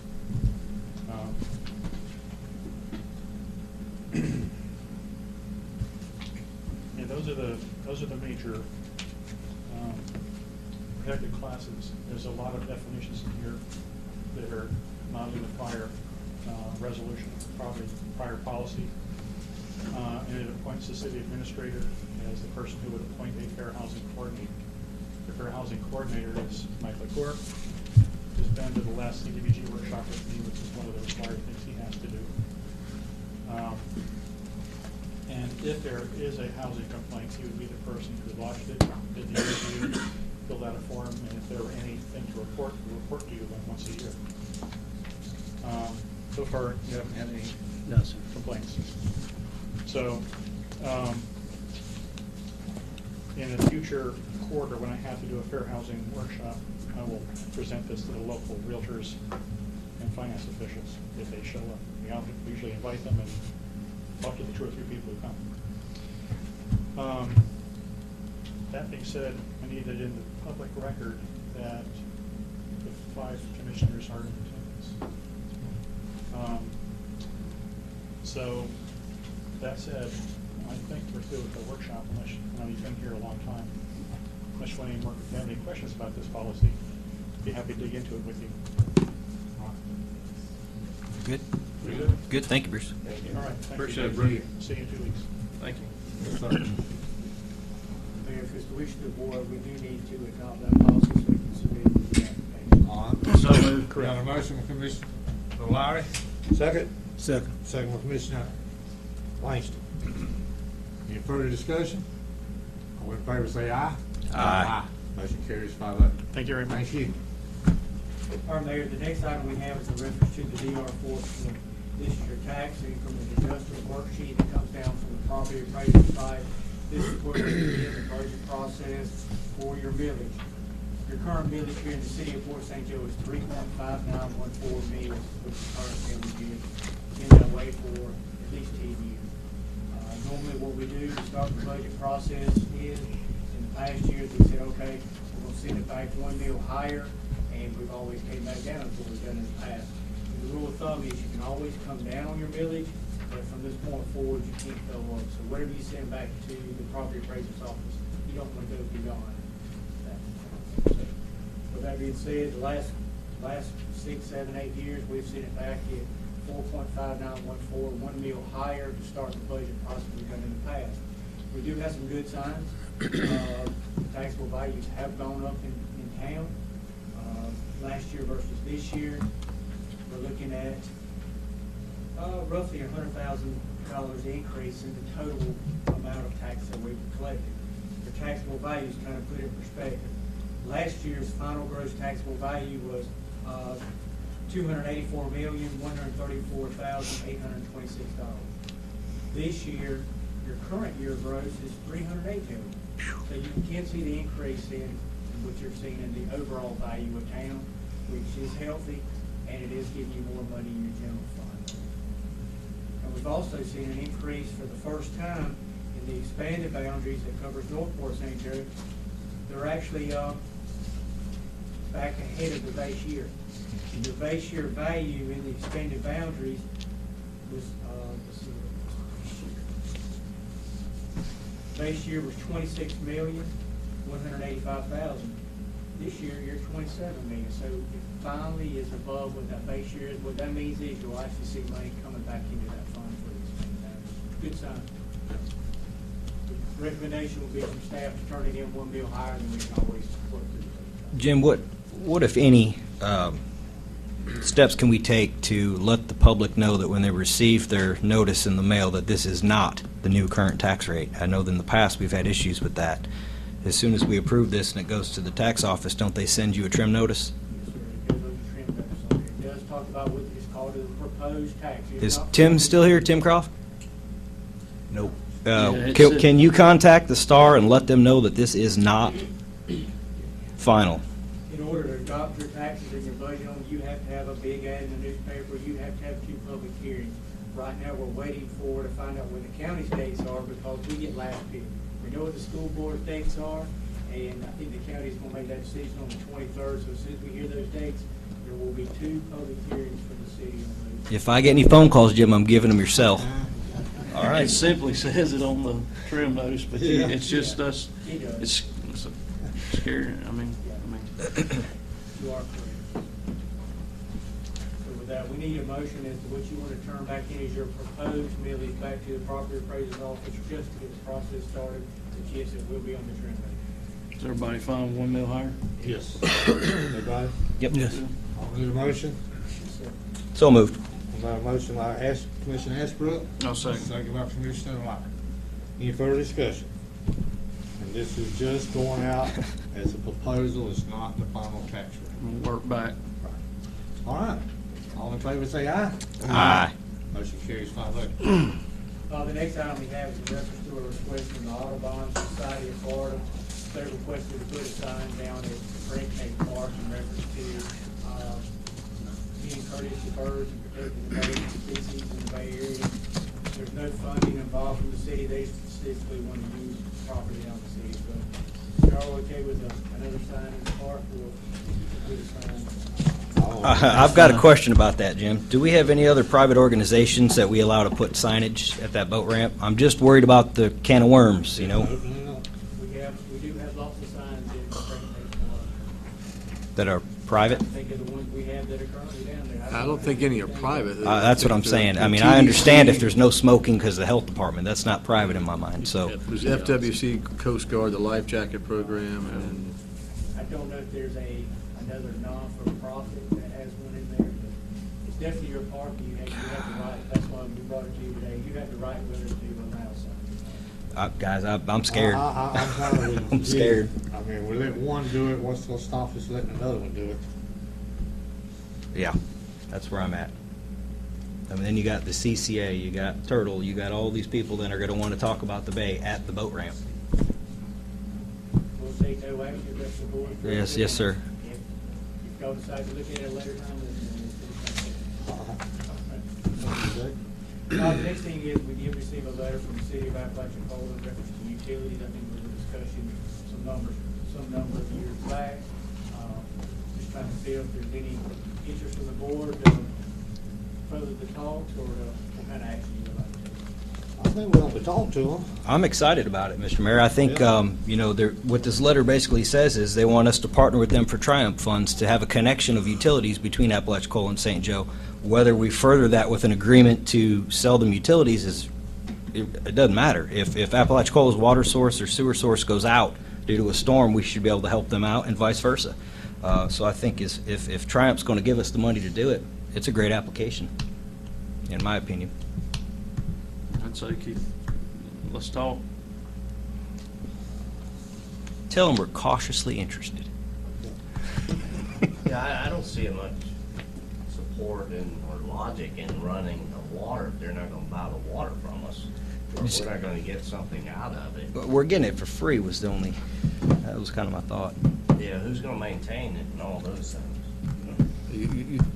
You wouldn't want a transmission main running to Apalachicola and no one using it. No. No. Are we interested in having a talk, or? Yeah, I mean, I'm all for talking to them if we can sell them water or something, but I'm not too crazy Well, I about think running this, a line. this was more sewer lines, isn't it? I'd carry that back to them. See what they want. Now, I did speak to one of their commissioners who was unaware that the mayor even sent us this, so this may be pulled off the table if they bring it up at a meeting anyway, so we'll see. And the last item we had was in reference to the Washington Museum roof. Commissioner Langston wanted to talk to you tonight about it. Yeah, we have a great museum over there, Washington High, old Washington High. People that went to the school there back in the early, I don't know, 40s, 50s. And it's starting to leak now. We got a lot of precious stuff in there. There's a few places on the roof that's leaking, and I talked to Jim about it. He said, I can't remember who he said did the roof, but he said once we find out where the leaks are, he'll get somebody out there to see what's going on and get it fixed. I just wanted to let the board know that what was going on with that. You know, it's a real, very precious to that community over there. I mean, you got older people that's in there when they were kids, you know. So it's something that I was made aware of by Mr. Nathan, and I told him that I'd come bring it to the board. John, could we treat that roof similarly to the way that we did the Centennial? Same type of process to stop leaks? No, it's a completely different type of roof. It's not a membrane like the Centennial, so it's more of a torch down type roof. I believe Mr. Barfield done those back maybe 2005, 2006, maybe. That's correct, yes. So what our suggestion Let's get pricing. Just give him a call, we'll see him, come take a look at it, and then if it's a quick fix or something simple, we can take care of it. If it's something that's going to be major, that's what we're bringing back to you. I talked to Mr. Nathan. I don't think it's anything major, but it's just a few leaks in there. So we can get Mr. Barfield out to look at it and get a quick fix. That'd be fine, you know. Yeah, hardest part's finding. Mayor Jim? All right, John Brown. Mayor, thank you, sir. Water meters, just a quick update. We're sort of wrapping that project up. We have a meeting on Thursday with our meter rep, hoping to put some finality on the punch list to get back to the contractor. So with any luck, hopefully the next couple of weeks we're finished with that. When will the testing be complete to find out which ones are bad, which ones are going to be able to be pushed out to the county? Well, that he actually has that done, but I can't get him to give me that, so we can start cycling through. Interesting to know the percentage of good ones that we pulled. The first ones we pulled off, Commissioner, we were better than 50% as far as the ones they didn't crush. So, good deal. But it was better than I anticipated. The second project, Jones Homestead Sewer, we kicked that project off last week. So we're moving down Plantation Drive. BTC, which is the boring company we contracted with, they're ahead of us, shooting the main line shots and the service bores. So, again, I think we're on track. Within the next, hopefully, 2 weeks, we're out of Plantation Drive, moving down, Jones Homestead. So, weather pending. It's We currently have 48 paid customers that have signed up to connect to the Jones Homestead Sewer, so we still have openings for 17 more customers at the reduced rate in the grant. That's a good point. And the last item, Mayor, is yes, ma'am? Yes, ma'am. Yes, ma'am. Come on, right quick. Were residents of the area ever asked whether we wanted a sewer? I mean, I'm new to the area. I've only been there 3 years, but 75% of my street is also new. We all have brand new septic tanks. Right. And we are being told, hey, you better hook into the sewer now, or you're never going to be able to hook in for less than $10,000. And Well, I mean, that is true. I mean, Yeah. the price would go up, and, you know, you're not alone in that respect as it And we're told relates that the state will require us, if our septic ever breaks, to hook in. to, depending on the cost of the repair, the Department of Health, that's an accurate statement. You know, there's a breaking point there. They won't issue a repair permit. But, you know, if your septic's new, you know, I wish you 20 years of good luck. And then it shouldn't be a problem, but, you know, that's just, But you again, never was there know. ever any public workshop that I missed? None of my neighbors, all we got was a letter saying, hey, we're putting this Yeah, in. no, We're ma'am. not even part of this. Yeah, there was not any public workshops per se. There were, you know, there was some interest from the county level. Of course, the city ourselves, we reached out to FDEP and the Water Management District, you know, and went through the grant route that direction, so. But the residents were never contacted. I don't know. Not, And we're not part of the city. This was a legislative appropriation by this fund, actually, Right. about $250,000. I don't remember exactly, but at some point, we as a body had to make a decision as to whether we wanted to put an application in. And we did have residents that were asking us to pursue sewer in that area. I don't remember exactly those dates. Well, and Jim, we had to reach out. That's how we got 48 people to sign up. I mean, No, that was after we received letters Okay. threatening us that if we didn't sign up right away, I found it very threatening, I'm sorry.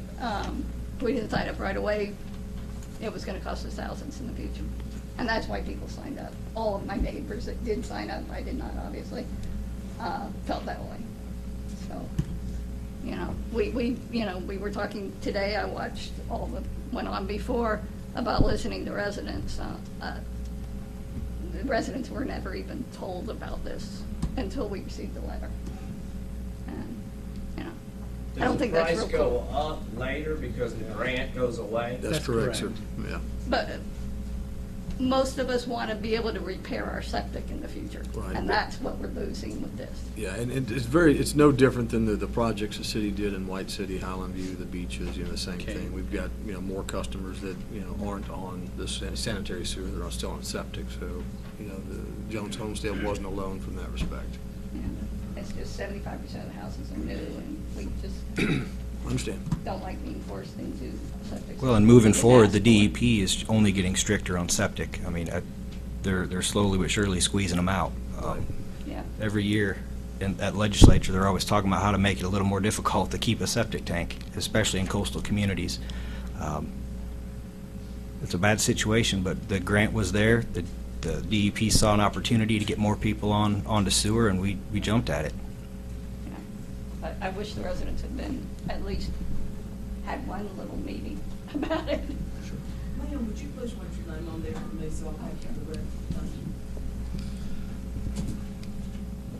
Anything else, John? Mayor, yes, the last item I have was the fishing piers. Several meetings ago, the board actually inquired about getting some plans drawn for those fishing piers, and following the board's direction for an expansion, you know, we did just that. Acre and Associates and myself, we expanded 3 feet on the north and south side of the existing fishing pier. You guys should have copies of the plans there. Yes, sir. As small as it may be. I apologize. So with that being said, if the board wishes to take action to want, you know, allow me to go out for bids on that, we can do that. Or if you want to wait, see if there's any changes before we do that, that's fine too. Remind me as to the funding mechanism for this. The funding mechanism is the boat slip rental. That's correct. Gotcha. Is this pier currently, or has it ever been covered under the FWC license that covers all people fishing from that pier? Not that I'm aware of, no, sir. I think we should look into that. Being in the job I used to hold, there's a lot of people that'll ask, well, you know, where can we fish without having to buy that license? And Mexico Beach has always supplied that for their, you know, I mean, they have a nicer, longer pier, but they used to even supply it in the canal, Sure. which was just a little gazebo. And I think that would be a benefit to the area. And I don't think it's a lot of money. It's a lot of paper. Just for this one location, or because there's 2 there? You want to try to cover both? I would just apply as Jetty Park? Jetty Park. Yeah, Jetty Park in that'd be great. general. That's a lot of kids are going out there anyway. So So, again, just direction from the board is what you want me to do with this from this point. I'll make a motion to go out for bid. Motion by Commissioner Ashbrook. Have a second? I'll second. Second from Little Mr. Lyon. discussion. All right, discussion. What do we have roughly in that I fund? think it's 18,000.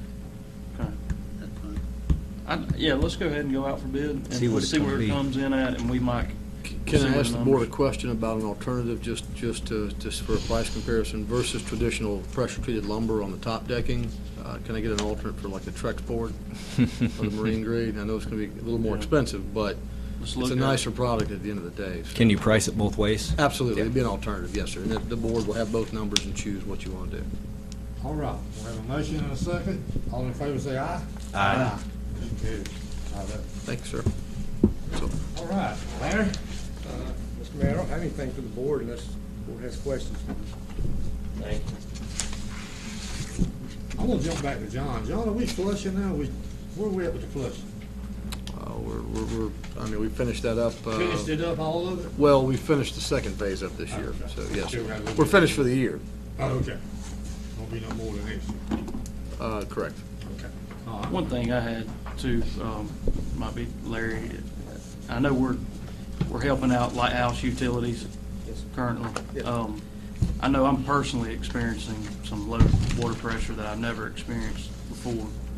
And I'm sure my neighbors are in the Ward Ridge area. Has anybody been getting any calls on that? I know I spoke to Jim about it a couple weeks ago. Anybody? I haven't. haven't and- for Ward Ridge. And I know the hotel and the hospital or in the college are way at the end of the line, and we haven't seen anything at the hotel, but I think that's because of the size of the line that we've got feeding it. I haven't, but I have been asked that, and I haven't had anyone We complain. have been keeping the pressure higher leaving the plant because of this. Yeah. How is that going with them? Well, until this weekend, actually, we were taking quite a bit of water, but it's kind of dropped off now. Yeah. It's starting to drop off, so. I can't really answer that. Okay.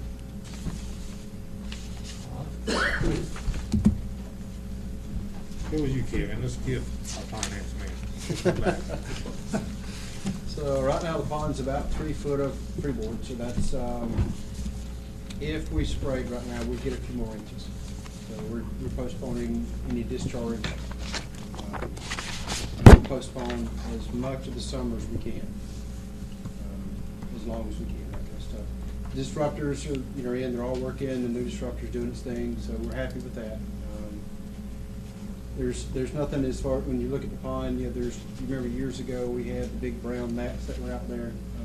The disruptor's job is to keep that from happening, which it's doing, so we're pleased with that. There's really no other changes from the last meeting. That's all I've got. How about algae? Got That- some, but And we'll have it until we mitigate algae in the long-range plan. We'll fight that every summer, until we get the nutrition and I everything. just like to keep it down as much as we can, because boy, them Highland people, they can't stand this way. I don't blame them. I've been over I there, don't it's either. I kinda rough. don't like it either. That's Okay. what the disruptors do, and right now they're doing their job. That's why you don't smell the pond. Good deal. All right. Mike? I have the first draft of the budget for you today.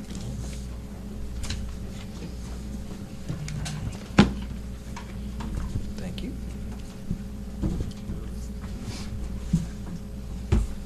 And the first page is the budget timeline.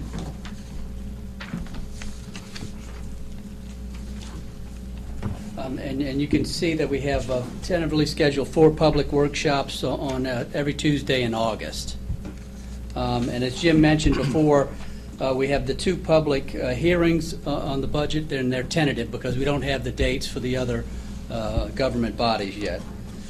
So August 7th is our first scheduled budget meeting. We have, in the last 2 years, I believe, held those meetings at noon. And I guess we need some feedback from the board, whether that we'd like to continue that or whether we'd like to go to 5 o'clock. Did people come when it was at noon? Did the public? attend? Very few people come to the budget meetings. No matter when. Yeah, that's true. Or the hearings, really, for that matter. But it's for your consideration, noon or 5 o'clock on those Tuesdays. Or a mixture of. Or a mixture of. Why don't we shoot for noon on the workshops? The hearings have to be after 5:01, correct? Or is that Correct. Okay. They do, yes.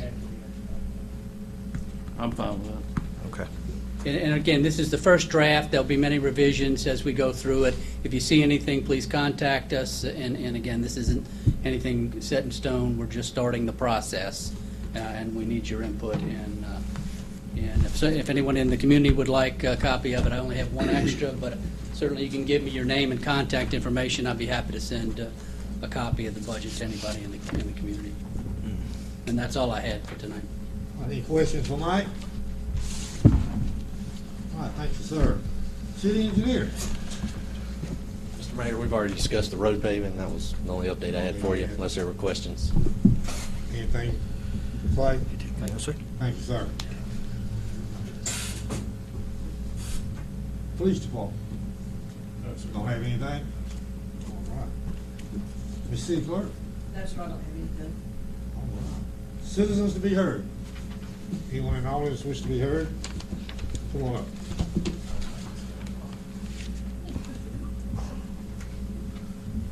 I'll try to keep it short.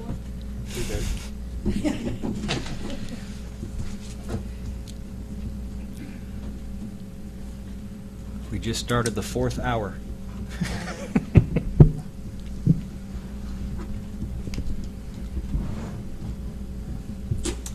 I'm Claire Morris. We live at 1304 Marvin Avenue.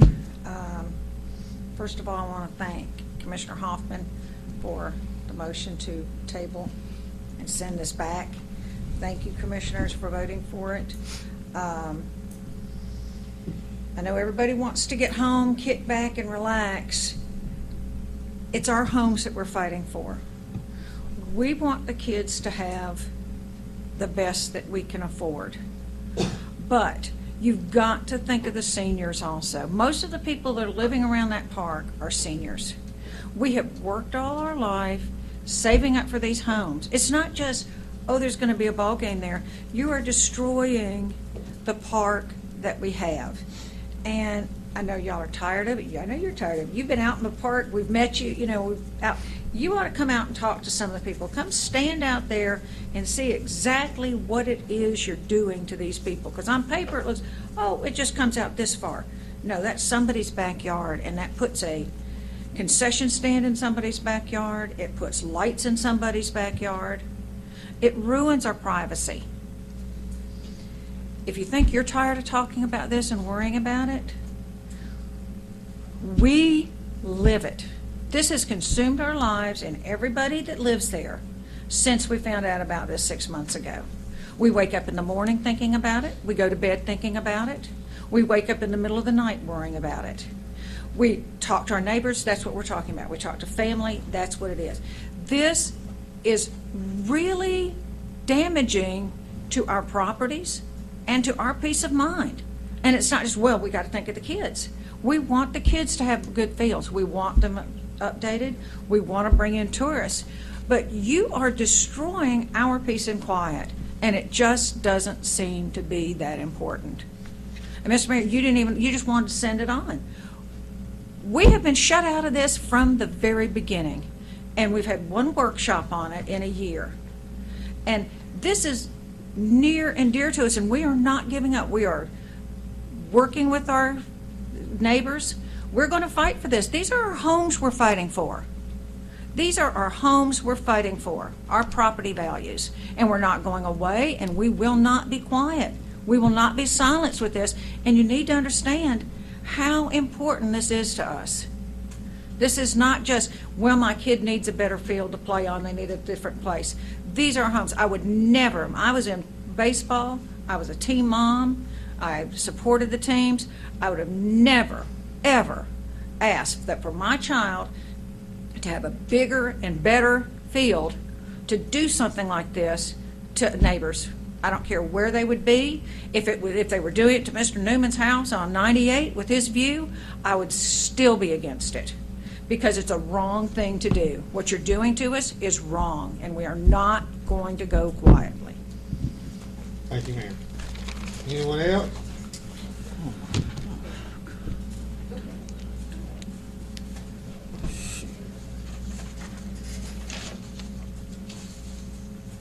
Charles Yellis, 118 Liberty Street.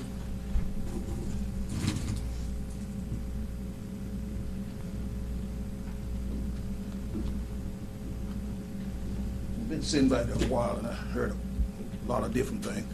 And I think I heard Mike say that the Recreation Department had $700 some odd thousand dollars. 730,000 in last year's budget. So we do have a Recreation Department now? We have 2 employees who cut the grass. Okay, so that's not recreation. If I'm It's done- it's grass cutting, I mean, Okay, yes. okay, well, that's, I wanted to make sure, because I know, we used to have a recreation department, and, part of that detail would have been helping forming committees to look at where would be the best place to house that parking you guys talking about. So, my term, when we were doing, the committee would go out and bring in suggestions to the commission. That's what the point you put committees together for. And the way it seemed like to me, like I said, I was just kind of a little leery, because like I said, in 2010, we had a recreation department, and I was part of it. So, I do see a lot of problems, and my kids down there now playing, and I do see a lot of the problem. You talking about congestion when ball time, trying to just find somewhere to park down there. So I'm definitely for the kids, definitely having a place. And like I said before we left, we was looking at maybe the sports complex. And my last I heard about it, that they said it was too much money to go forward. Well, you talking about this was 2010, we in 2018, and we still having the same conversation. So, like I heard someone say, if we take a little bit of steps, but you don't want to start another complex before you start it, you already outgrow the area. So, and that's something I think that we need to really take consideration and look into. Do they need some more fields down there? Yes, they do. I agree with that. But is that the best suited place? So these are the questions you guys need to kind of ponder in your heart when you're making it. And a lot of times, like I said, in the old commission, and I remember when I was building the house, if you had ask for a variance, there was a paper called the neighbors and see if they had a complaint, because you definitely want to include the people that's going to be most affected. So I just say that in this situation, I think the commissioners need to move forward, but move forward cautiously. Thank you, Charles. Appreciate it. Anyone else? Come on up. You know, this could have been totally avoided if 10 years or so ago, and I apologize to Benny Roberts for saying this, but if when he told us, go ahead and laugh at him, he's a good man, Bo. I know him. He is a Okay. good man. If- I was just chuckling, not at Oh, him. okay. Quit jumping on me every time you come to the podium.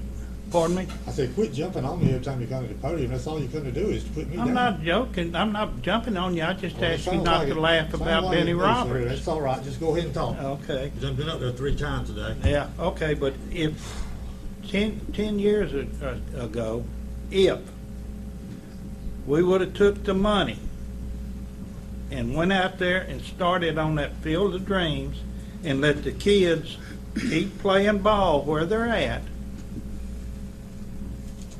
10 years later, that Field of Dreams would probably be a pretty decent place by now. I mean, and all you want to do is expand. I call it a complex. Y'all don't like those words, so I won't say it. You grinning again, but I don't know. I'm a happy man. I'm sorry. I hope so. I grin a lot. I hope so. I mean, 10 years down the road, and we got several $1 million invested in what we already have, and then I've heard a couple of y'all, or well, one of y'all really, say that, well, we'll do what we're going to do down there on 10th Street, and maybe later we can go to Field of Dreams. You're going to spend all this money over it, it's too late to go to Field of Dreams. I mean, plus, what could have been done 10 years ago cost a whole lot more today than it did then. We just, we're just kicking the can down the road, and nothing is being resolved on it. You're just making a bunch of people upset, mad at you, whatever. And it's not because of the kids playing ball. They could have been playing ball over there this whole time. And we could have been working on the Field of Dreams when it was originally supposed to come up, and they could be playing ball over there now, or some of the ball over there and still using the 10th Street ballpark. But we got it in our heads, we're going to do the 10th Street ballpark, and that's the way it's going to be. I mean, like I said earlier, y'all going to do whatever you want to do, regardless of what the residents in the area say. And not today, because we need the ball fields, but somewhere down the road, that could have actually made a nice city park. After all the fields got completed and Field of Dreams was done, and then you wouldn't have the issues of people trying to hunt places to park, parking in people's yards. People get mad when they park in their yard. I mean, we just go on, kick it on down the road, and this issue will be 10 years from now, we'll still be arguing over this issue. Thank you, Mr. Rogers. All right. We're fixing to wrap this up here, ladies and gentlemen. It's a few minutes, because we're getting repeated things in this. That's it. But what you seem to fail to realize is our property values are going to drop when this happens. It's not going to affect y'all, but it's going to affect us. I don't think it will. Yes, it will. I'm not an expert on that, but Well, it will. It'll affect our property values when we try to sell our house. Nobody's going to want to buy a house that all this stuff's back behind it, believe me. And it's not fair to us. And you say it's about the kids. Yes, it's about the kids. But what about the parents of those kids that have a house there? You say you're thinking about the kids? When their family wants to move because they, for whatever reason, outgrow the house, or they can't take the mess from the ball field, all the traffic and everything else, and they can't get the money to move. These people that have bought these houses have bought these houses to retire and to basically die in. There's nobody in this town that can afford to buy these houses. There's no jobs, if we've talked about this. So what's going to wind up happening? You have to think about our property values. You can't think about just the kids. The kids, this involves them as well, too. They're parents out there, too. You have to think about that, too. I would hope, Ms. Rogers, that we're all going to do improvements as far as the drainage and that kind of stuff. I have all kind of confidence in Clay there. He's not tackled that thing before. But I have all confidence in him that he will help the flooding. He will do what it takes to help the flooding. I know Mr. Brandt said that's what he was worried about the most, was the flooding. And I think Clay will do a good job on it. I hope he does. This should have been tackled before the ball field even, because we have all complained about this. I know that all of us have in the past. Yes, ma'am. You lived next door to me, so you know.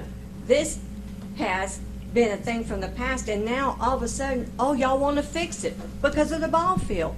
Well, heck, what about the neighbors that have been there all this time, the residents? We've been fighting it all this time, but suddenly y'all want to fix it now. Is this to me is like a bribe almost. Y'all going to fix it because y'all want to put the ball field there? This should have been fixed already. We pay taxes. They should have already been done. Y'all don't maintain those ditches. They get up from us. That drain there gets clogged up with branches and stuff. That's why it doesn't drain. Same thing over there on 8th Street. But that now y'all want to tackle the drain problem and the flooding problem. It should have been tackled a long time ago. I've been there since '04, and I've complained since '04, and now you want to fix it? Better later than never, right? Well, think that about that on my taxes. How about that? There you go. Okay, thank you, ma'am. Anyone else? Come on up.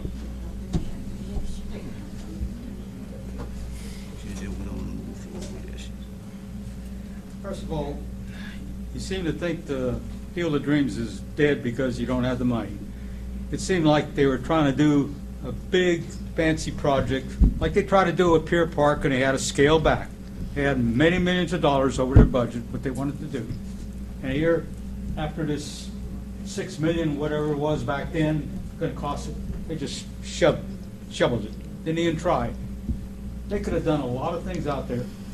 It's cost them 50 grand to do a field, right? Okay, 6 fields out there. And then a couple, you don't have to do a grandiose deal, do a bare bones deal to start off with. And just expand as you have the money. You can do it.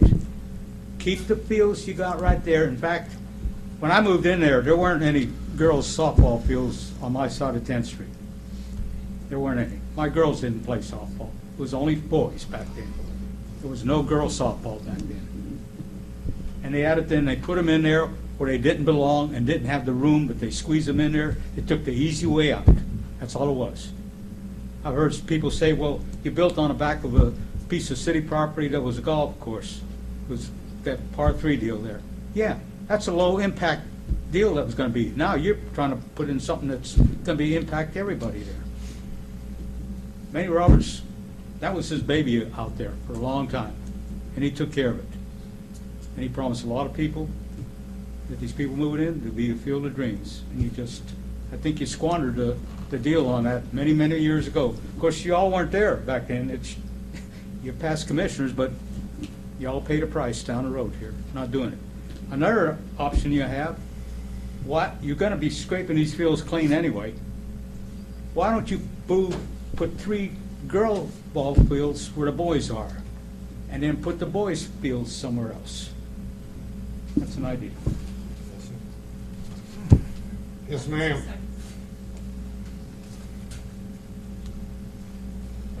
Thank you. I think the common thread, if you haven't picked it up in the past 3.5 hours, is we haven't been heard. We haven't been listened to. Okay? There was a comment that we've had lots of workshops on it. I was at that last meeting at the Commission Center, and it was pointed out to all of us who came to speak that it wasn't a workshop, but we're going to let you talk. So a lot of this, people talking tonight, we've not had the chance to. A lot of this, we feel left out. We have been. I don't know if you knew, like the minutes to all these subcommittee meetings, they were never posted until June 25th when I called and wrote and asked, where are they? So we read about it in the article, but couldn't find it on if somebody wanted to look at it, they couldn't find it before then. So the key thing is we have thoughts and we have concerns. Thank you for tabling it. I think that you just cannot ignore the citizenry. Thanks. Thank you, ma'am. Right. We'll have one more, and we're gonna have to table this. Yes, sir, you the last. Come on up. You know, as we sit here and we talk about this and everything, and I keep hearing that you can't afford the Field of Dreams. You know why you can't afford the Field of Dreams, and you can't afford to move it out there? Bo, have you seen the layout of the Field of Dreams?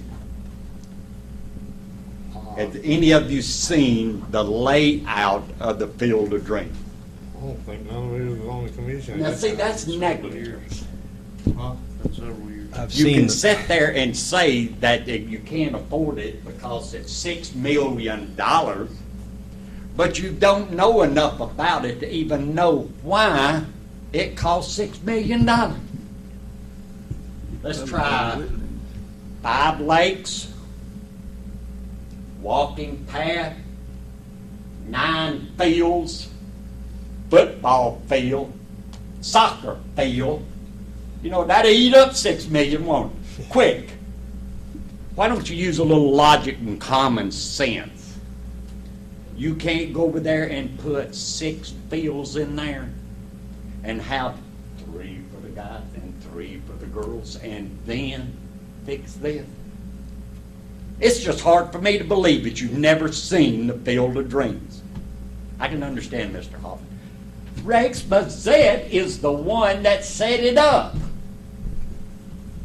That's years ago, when you hadn't seen it or know anything about it. That's just damn hard for me to believe. Thank you, sir. All right. Commissioners, I'm gonna start with you today, Mr. Lane. You got anything for us? No, I'm good. No? Nothing, Mr. Mayor. I don't have. I'm good. All right, I have something. I just wanted to let everybody know that sidewalks that I tried to get back in 2014 for David Langston Drive are finally gonna get him. This is the paperwork saying it's been approved. The county had to do it because they have what they call a lay program or something, we don't have it in the city. So it's gonna be handled through the county. But they're going out for bids on construction.